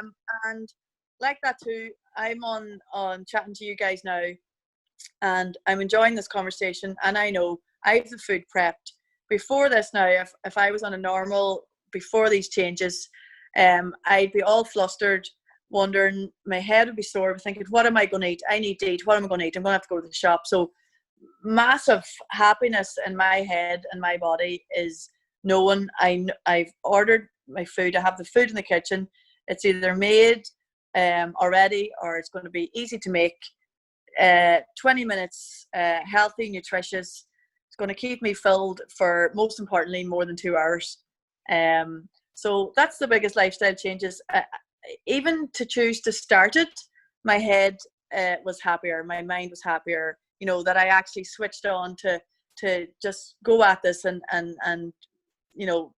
when I decide to do something, I'm completely focused on it, and all that. So I'm really, biggest lifestyle changes, to answer your question, are the food lists and the diary.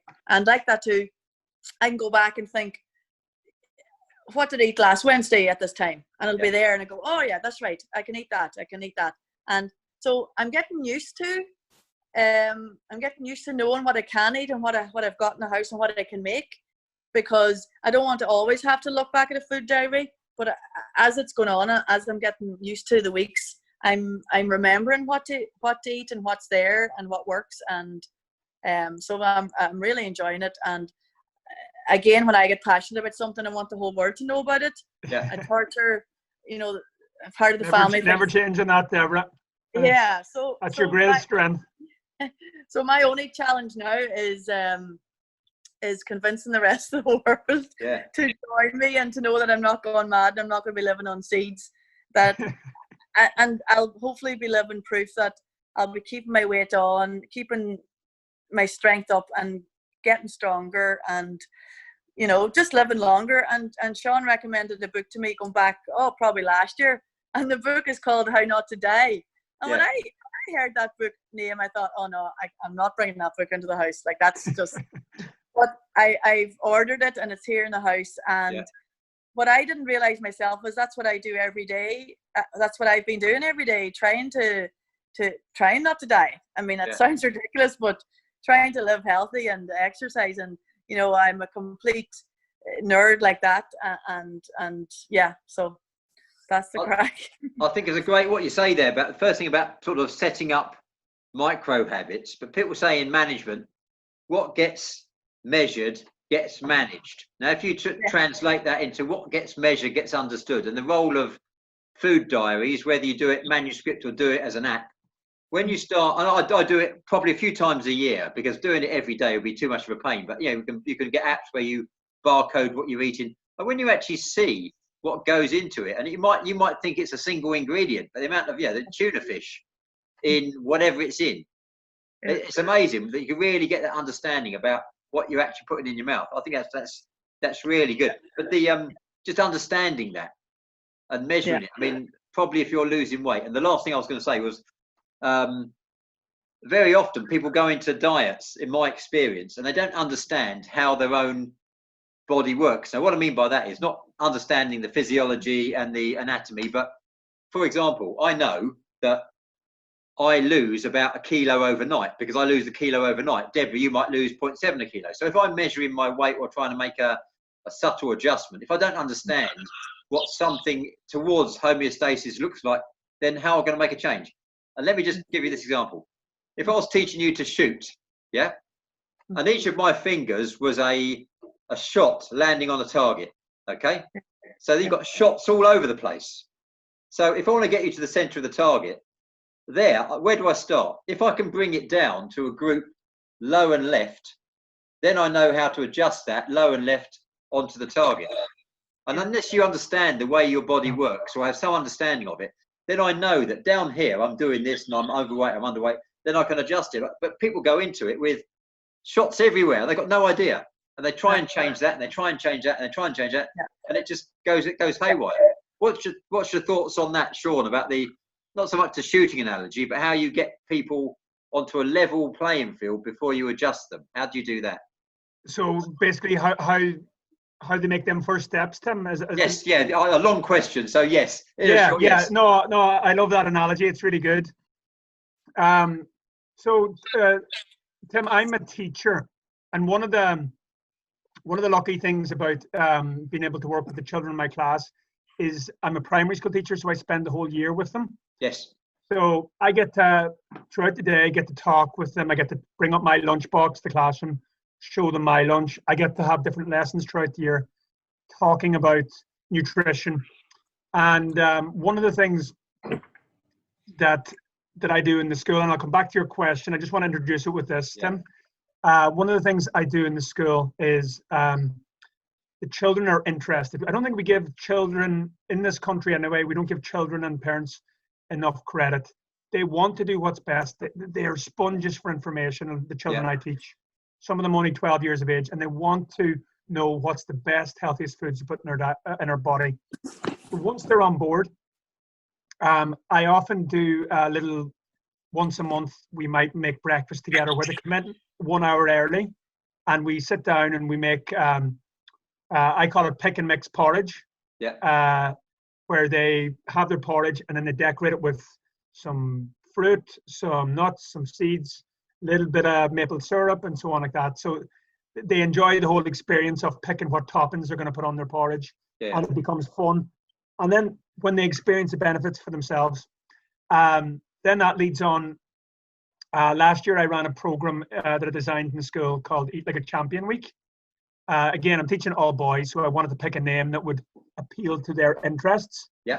And one of the ideas of the program was I wanted to break down the hurdles or the barriers that were in the way.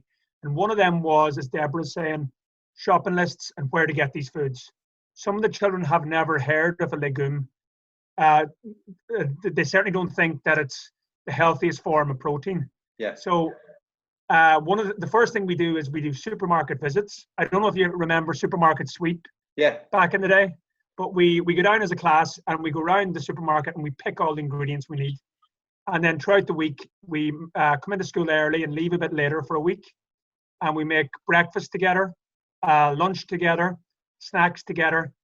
We train together. And then we do, after training, we make our dinner together. We do that for a week. And thankfully, that program, we were able to get that program aired on RT television. So we got it to over 100,000 families and teachers and children across the country to see these children being, I suppose, living proof of the benefits of eating this way. And they were saying how much they were enjoying it and feeling the benefits for others to do the same. So just a few weeks before the coronavirus lockdown, I was asked to do a talk for a room full of doctors. There was like 200 doctors. And I have the luxury of being able to have so much time with the children. Yeah. Whereas a doctor might only have 10 minutes with their patient. And if that patient shows an interest, it's very hard to communicate how to help that patient within a 10-minute appointment. So yeah. I'm very happy to share this with you, Tim, and you can send it to anyone who would like to know where to start, because there's so many hurdles. I've done up a sheet front and back, and all the questions I often get asked by people who are interested. Give me a meal to get me started. Where do you start? Where would I get more information? What books do you recommend? Who can I follow on social media? What documentaries would you recommend? What cookbook do you choose from?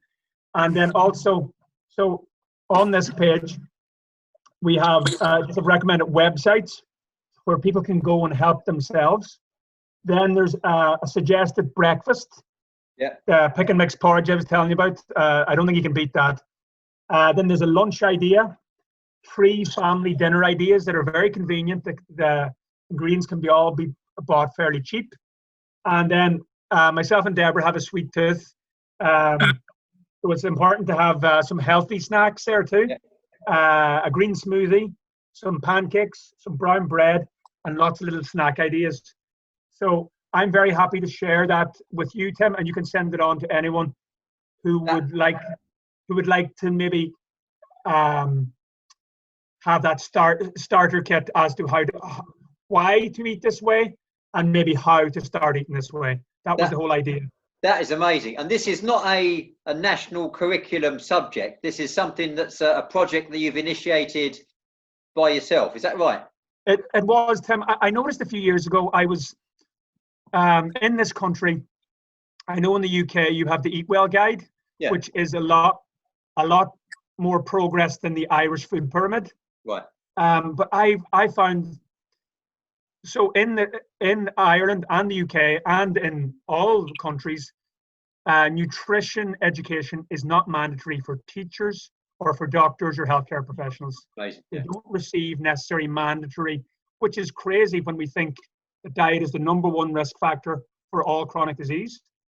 So what happens is these guidelines that are heavily influenced by industries, the dairy industry, the meat industry, these guidelines become the guide for teachers who are teaching children about nutrition. It's up, the Irish Food Pyramid is up in every GP and doctor practice in the country. Most parents, most doctors, most teachers use it as a guide for advice, yet it's heavily flawed and it doesn't reflect the science. So just one example on that is in Canada, last year, 2019, Canada bravely led the way. Their Minister for Health came out and announced that the new food guidelines would not be influenced by industry funding, and they would reflect the totality of the science.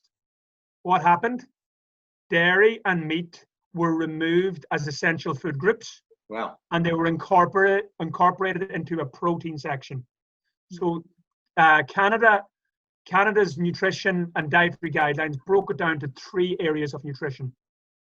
Carbohydrates, which is for fruits and vegetables. So half your plate is fruits and vegetables. Yeah. a quarter of your plate is whole grains. Yeah. So that's your oats, your quinoa, your whole wheat pasta, your brown seedy bread, your brown rice. And the other quarter of the plate is a protein section. Now, meat is in there. Eggs are in there. But they actively promote eating more plant-based sources of protein. Yeah. So people can get protein from these areas, but the Canadian guideline actually promotes them to eat more from plant-based sources of protein and fats, such as nuts, seeds, beans, legumes, and lentils. So Tim, when I seen that, I had a question, like, am I going to get frustrated and wait for Ireland to catch up with the science and start advising, or am I going to just do a program that reflects the science and get the children, get the ball rolling on it? And that's where the idea for Eat Like a Champion came from. It came out of frustration at the programs that we have here in Ireland that maybe don't reflect science. It sounds brilliant. And I just reflected on something. So I think when I was 16, I did my O-levels, okay? Now GCSE. So I picked up 11 O-levels. And of the subjects I studied, I do a bit of physics now because I use that in paddling. But all that subject matter, those qualifications, now are of no use to me. Yet, if somebody had taught me that stuff about food, nutrition, about sleep, restorative power of sleep, this is stuff I use on a daily basis.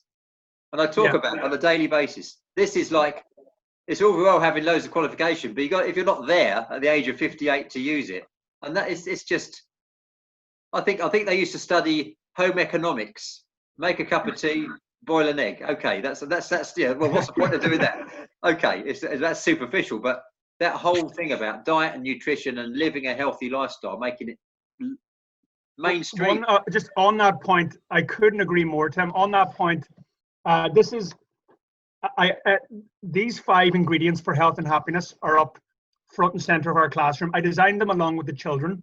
Yeah. And we designed 5 ingredients for health and happiness, and these are up in a massive display at the front of our classroom. And I'll just talk you through, because as important as diet is, I think as we're speaking here now, as Deborah's saying and you're saying, Tim, you know, it's a part of a health and well-being puzzle that very much includes. So the 5 ingredients, if we look through here, number 1 is to aim to eat more fruits, vegetables, whole grains, beans, legumes, nuts and seeds and spices.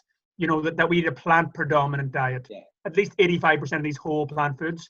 If you like your little bit of meat, if you like your croissant, if you like eggs at the weekend, you know, at least aim for our diet to be plant predominant. Yeah. Number 2 in the list is to sleep 7 to 9 hours each night for adults and 9 to 11 for children of the age I teach. Yeah. Number 3 is to move your body lots every day.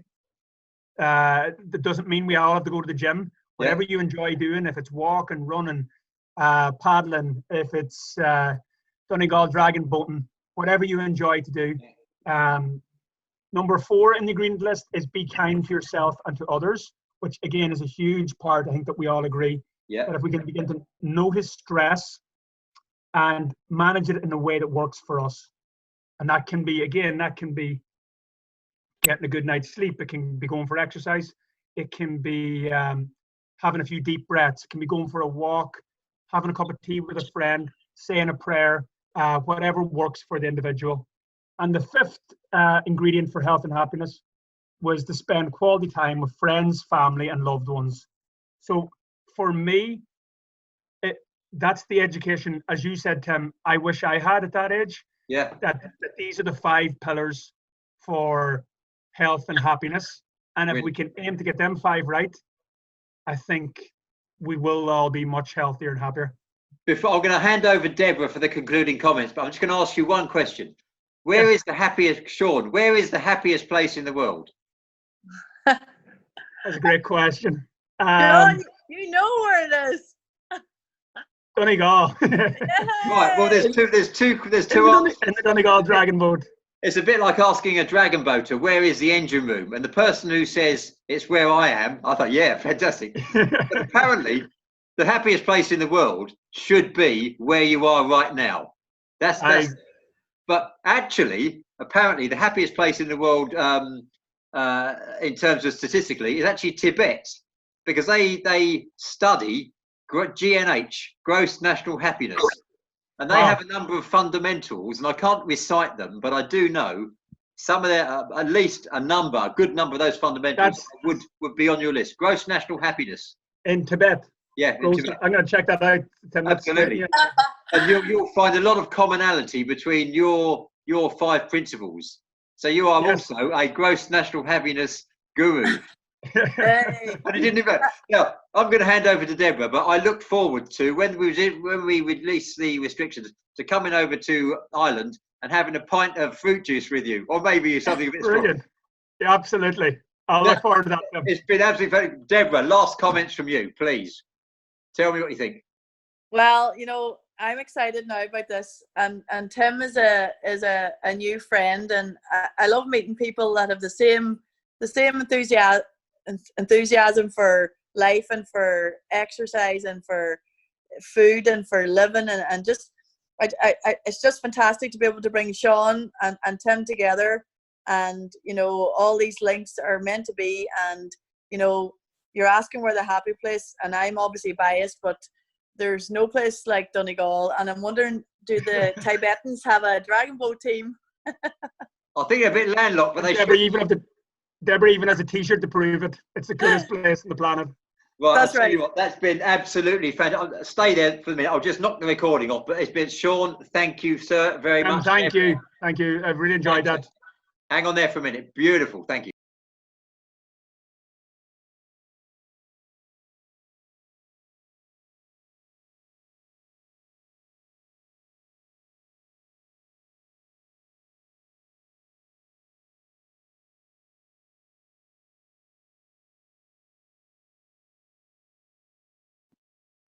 Okay, good morning, everybody.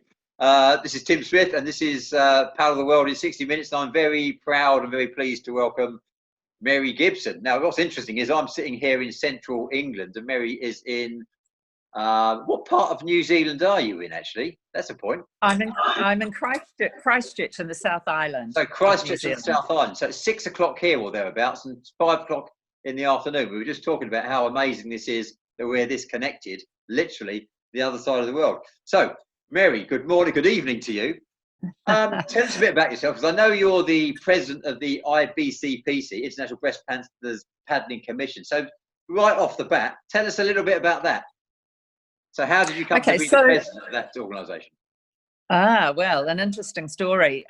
So, yeah, for me, I was diagnosed with breast cancer in 2000, or late 99, early 2000, and I didn't have any desire to be associated with anything to do with breast cancer. I basically thought, I don't want anything to do with that. It might be catching, you know what I mean? How ironic is that statement? Yeah. And so basically I just didn't get involved. And then in 2006 I saw a group of women at a funeral. And I asked, who are those women with the pink boas? And someone said, oh, they're the breast cancer paddlers. And I thought, oh, okay, that sounds interesting. So at the end of the funeral, I went up and had a conversation with them. And I thought, oh, this might be something for me. So sort of, 6 years later, after my diagnosis and surgery and treatment, and I went to an open day and hopped in the boat. And at the end, that was in November 2006. And at the end of the season, which was end of March 2007, we competed in the national championships. And I mean, I probably hadn't been in a competitive sport since high school. So to suddenly be in a competitive sport and to win a gold medal, well, that was me hooked on the sport. And so I became very, very involved in the administration of the sport at a regional level and then at a national level. And I was on the board of the New Zealand Dragon Boat Association when I was approached in about 2013 to see if I would be interested in being on the board of IBCPC. And, for somebody living down under, miles away from all of that activity, I was really quite surprised and thought, oh, hang on a second, why me? Why are you talking to me?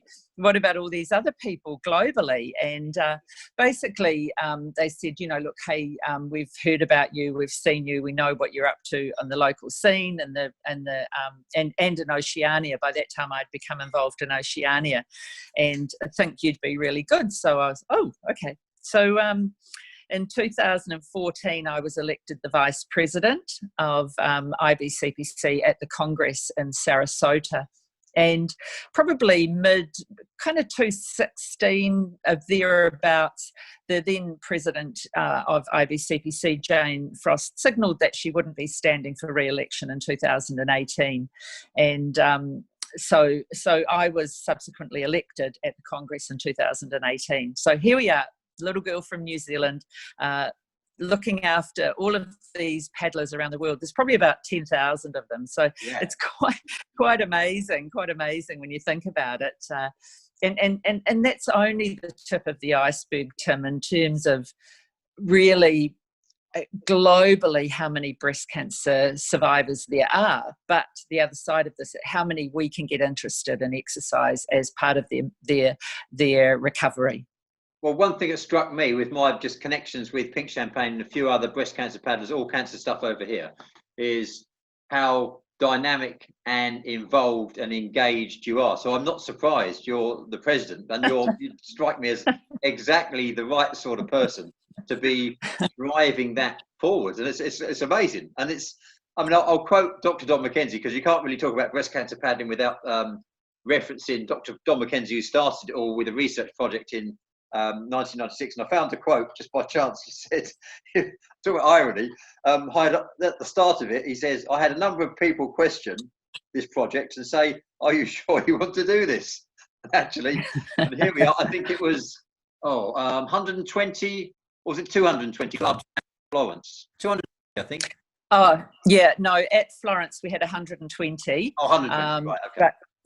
But we have membership of 200, and as at today, with the latest team being from Romania, 246 worldwide. Wow. But that doesn't give a true picture, because a number of those, they're called teams, but inside each of those, there could be 4, 5, 6 actual crews. So, for instance, if you look at a breast in a boat in Canada, they are registered as one team with IBCPC, but they have 6 paddling crews. Wow. I'm just going through the process of, making sure we have everyone on our list for the big festival coming up in 2022. And, you have a conversation with someone and they say, oh, I want to register 2 crews.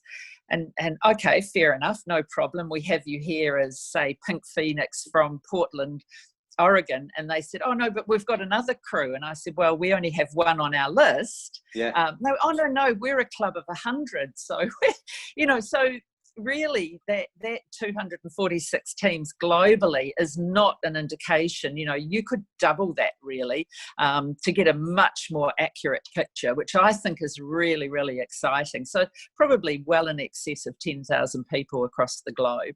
Isn't that amazing as a movement? Just another example, I'm sure you know about them. Pink Lionesses in northern Israel. Did some stuff with them a few months ago. In fact, I should have done a training camp, but obviously we had the lockdown. And I appreciate the way society in Israel is. It's more mobilised than other societies for obvious political reasons. But they have something like 160 members and 200 waiting to join, and that's a breast cancer team. And so, what do you think? If you can sum this up in a nutshell, what is the success? What is the ingredient or ingredients that makes breast cancer paddling so popular? It's amazing. Well, it's interesting you just talked about Israel, because I was there running an outreach clinic last November with the ladies from Pink Lioness. Oh, yes. And so we've just actually, it hasn't been announced yet, but she's about to become the national rep for IBCPC in Israel. And, she's a go-getter. She is just such a go-getter. And I think that is what makes this successful. There's a number of things, first of all, when you are diagnosed, you lose control. You go into a system, and your specialist or surgeon or whoever it might be will say, right, you're doing this, we'll see you tomorrow, we'll do a radical mastectomy, okay, then next week you're in for your chemo, blah blah blah blah blah, whatever it might be, and then you're on tamoxifen for 5 years, and you're like, holy heck, your head is spinning. Yeah. So when you join a breast cancer dragon boat team, all of that disappears. And we as a group, and I always say this, and people look at me really sideways and think, what is she talking about? I will say, if you've come here for sympathy, you've come to the wrong place. We're not that group. Yeah. But we have a ton of empathy. We understand. We'll be there for you 100%. But you're not special. We've all got that same badge. Yeah. We've all been on this journey, and that is what makes it, I think, really, really exciting, is that you can gain that control back. You can have a really joyful life. You can have a healthy life. You can have a really interesting and wonderful life. I would never have imagined that I would be doing the things I'm doing as part of this whole journey. It blows my mind every day. The things that the opportunities, the people you meet. I strike up conversations with people I've never met face to face, but they're like your best friend, because you don't actually have to break down any barriers. They're already done. It's just straight into it. And you strike up this conversation because you have a commonality. And that to me is exciting. We were talking before we started recording about the herd immunity with the current situation, and are people sheep? Now, that's not being disrespectful, but people do gather together in groups. And what's amazing about this, and I interview, and I'm really proud actually to interview not just breast cancer survivors, but also all cancer survivor teams. And there's lots of differences between the two, but what jumps out at you is, your enthusiasm is jumping out of the screen at me. You see what I mean? And you couldn't help being enthusiastic, saying, what's going on there? How come?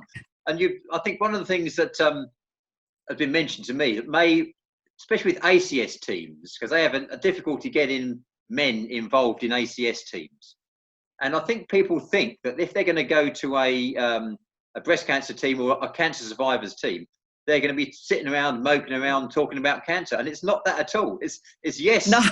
Yes, there's that situation where if you need to talk about something, there's that support structure, but it's not about that. Well, it can be, I suppose, but in the main, it's all about, here we are, we didn't ask for this, but we're moving forward, and we're moving forward fast.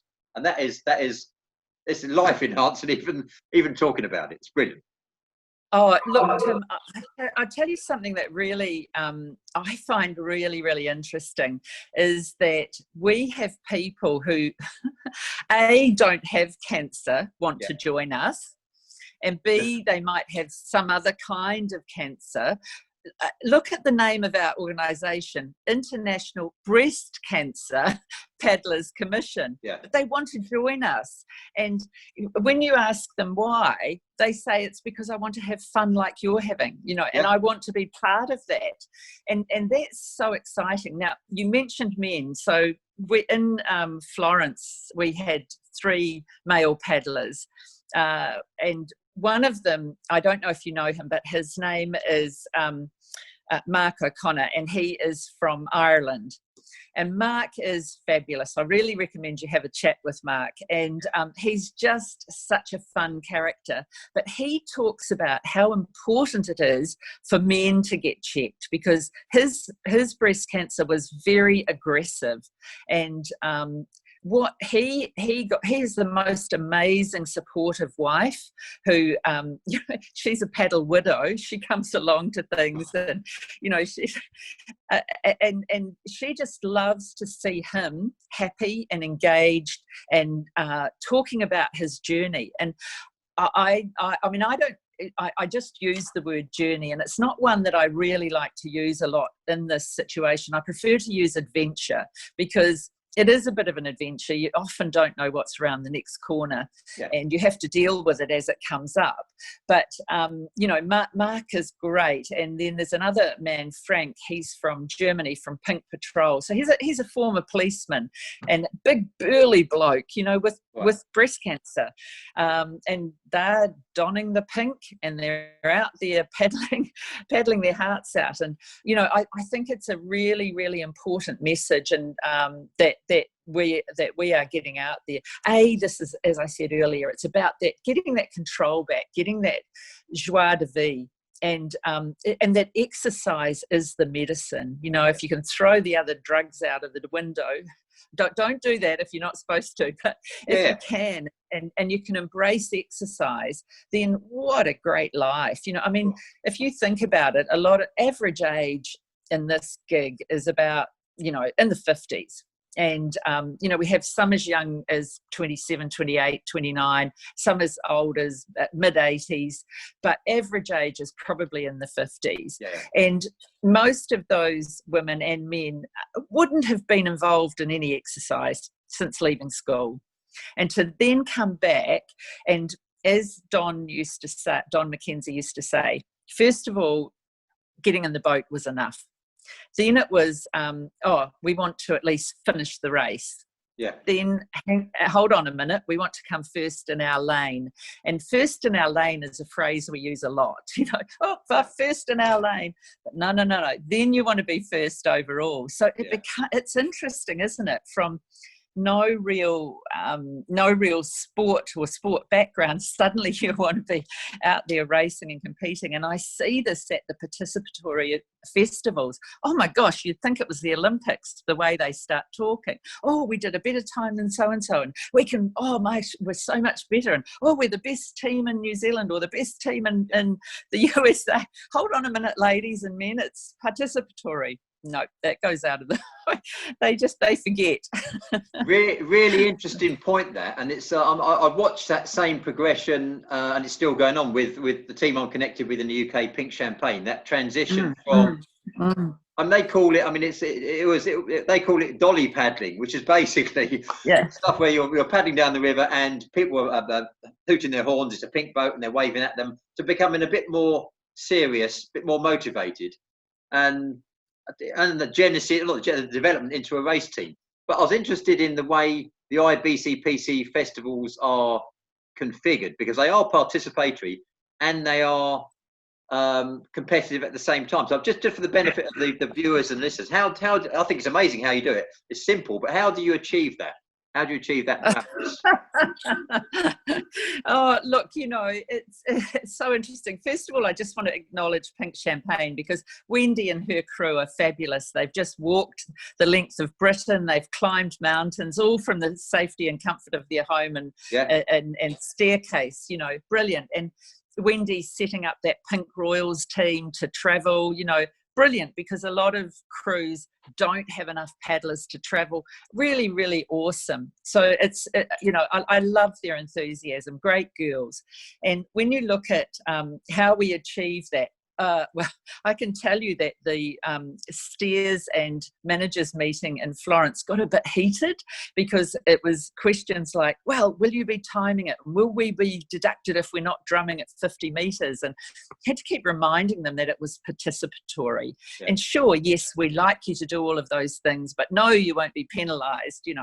So basically, you just set a draw. You can't set a race draw based on how people have performed, because it's global. It would be impossible. Yeah. So you just set a random race draw, and you know, your first one goes on, and so on and so on and so on, and you keep going through those progressions until you get your fastest crews in the final.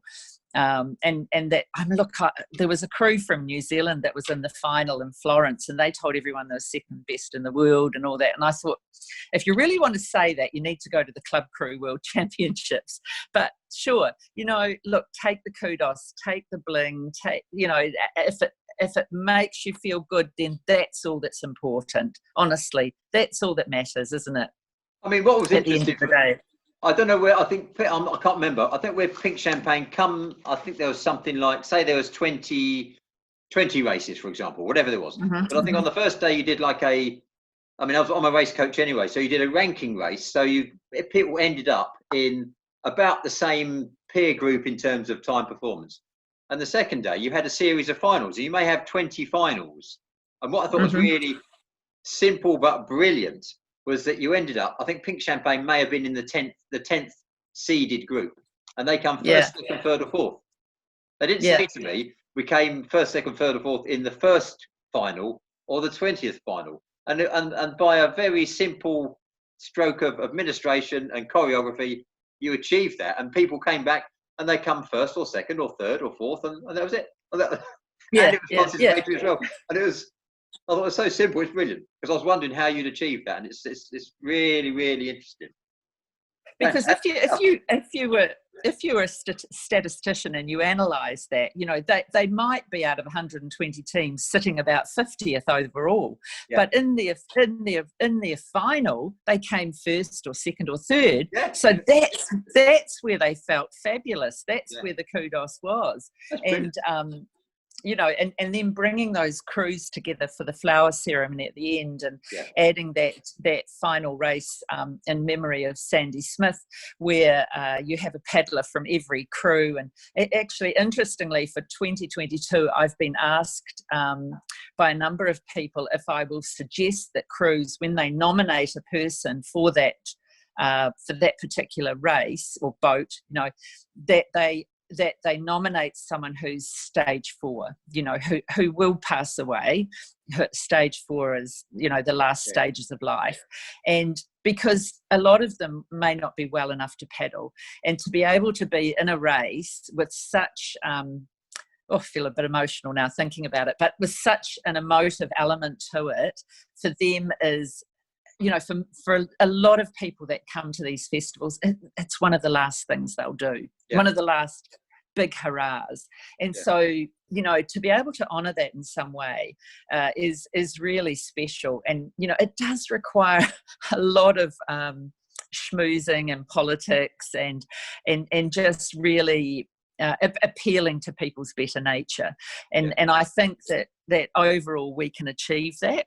So, yeah, it's pretty special. And you mentioned 2022. Where is the 2022 festival?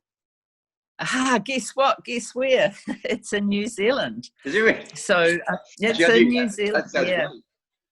Yeah. So there's quite a process that you have to go through. Any festival bids have to come from a member team, and the member team then really funds everything. IBCPC does not have the funds to fund it, so it's hosted entirely by that team. And you can imagine, you know, the costs and transport and everything. I mean, to give you an idea, in New Zealand alone, the budget for the transport's about $350,000. So it's huge amounts of cost involved. So it will be at Lake Karapiro, which is in the North Island, near Cambridge. And that lake is a world-class rowing lake. They had the World Rowing Championships there in 2010. So it's you know, of a very, very high standard. It's a hydro lake, very deep, very wide, all of those things. And in a very quaint English town, you know, little town Cambridge, in the Waikato, which is dairy country, so it's very green. That's great. Yeah, beautiful. Hopefully you'll let us all in by then. Look, if you have a word to, you know, just get me to talk to the Prime Minister and I'll sort it out for you. Fine. Another question for you. I mean, I've just had sight of, you know, Bob McNamara, Dr. Bob McNamara from America. He's just released some Dragon Boat teams and clubs re-entry guidelines, which I'm very happy sent to you. I mean, it's an open document. And obviously, something I saw in there that was obvious but worth stating about people who have either are immunocompromised or compromised immune systems, how they end up getting back into dragon boats. Because I always say, I mean, the blessing and the curse of dragon boating is you're all in the same boat and you're all doing something apart, you know, the same activity inside people's intimate personal space. So that's the blessing of the sport. And it's right now, it's also the curse of the sport. So how are you thinking about getting people, I mean, not now, but over time, how are you thinking about staging that and advising people how they're going to sort of negotiate and navigate that problem? Yeah, well, we've had a few questions about that because obviously it's very different all over the globe. So when I talk to people, I say, look, at the end of the day, you have to do what is appropriate in your own country. You have to follow your own regulations, and it's got to come from the top down. And then you need to look at what's the directive from the government, what's your local, regional club, so on. So that's the only advice we can give. But when I look at what's happening in New Zealand, so we are allowed to paddle. That approval came with when we went to level 2 and gatherings of 100 people. So we are what is considered a group, and we can trace everyone in that group. Yeah. And the way that we will do that is we could have gone on the water this weekend, but because it was Queen's birthday celebration weekend for us, everyone was away, people were travelling. So next weekend will be our first day back on the water since the end of our paddling season at the end of March. And so what we will do is we'll take a 20-man boat out. Sorry. You're back. It's all right. Sorry. I can hear you anyway. So. Oh, can you see me now? No, I can certainly hear you though. There you go. You're back. You're back. Oh goodness. So what will happen is that we will go out as a team, and we will get someone to sit on the front of the boat in the drummer's seat, and they will take a photo down the whole boat. So we'll know who's in the boat and who sat next to who. Right. And then our team owns our own boat. So we're at a slight advantage, which means that we can, we can control the use of that boat, who uses it, how clean it is. So when we take it out and bring it back in, we will clean it down and disinfect the gunnels. And then we also own our own life jackets. So each of us already takes our own life jacket home. And then we have a set of team paddles, but each of us will be allocated a paddle to take home, and which we will clean down and look after. So that way we can, keep all of our, equipment to ourselves. But the way that we can track and trace is through that very simple method. That is brilliant, because I mean the stuff that Dr. Bob McNamara has mentioned, it's fairly broad scope, but it's really a step in the right direction and initiating. But nobody yet has mentioned that very simple method you've talked about there, having a community bubble of the crew. Yep. Of course, the surveillance. That's once again, and the problem. There's the solving of the problem is going to be from a variety of sources. It's not going to be myself, Bob, anybody else, Pat in America saying, let's do this. It's going to be everyone getting together and working out the problems, seeing what works for you. Brilliant. I've got one more question for you. It's a question I ask everybody. Meri, what makes you happy? Oh, it's really, really simple. Spending time with my son. First and foremost. Second, walking the dog on the beach. I love being by the water. It's so soothing and just makes you feel really, really relaxed and chilled out. And I mean, dragon boating is probably down the list a little bit for me compared to other things.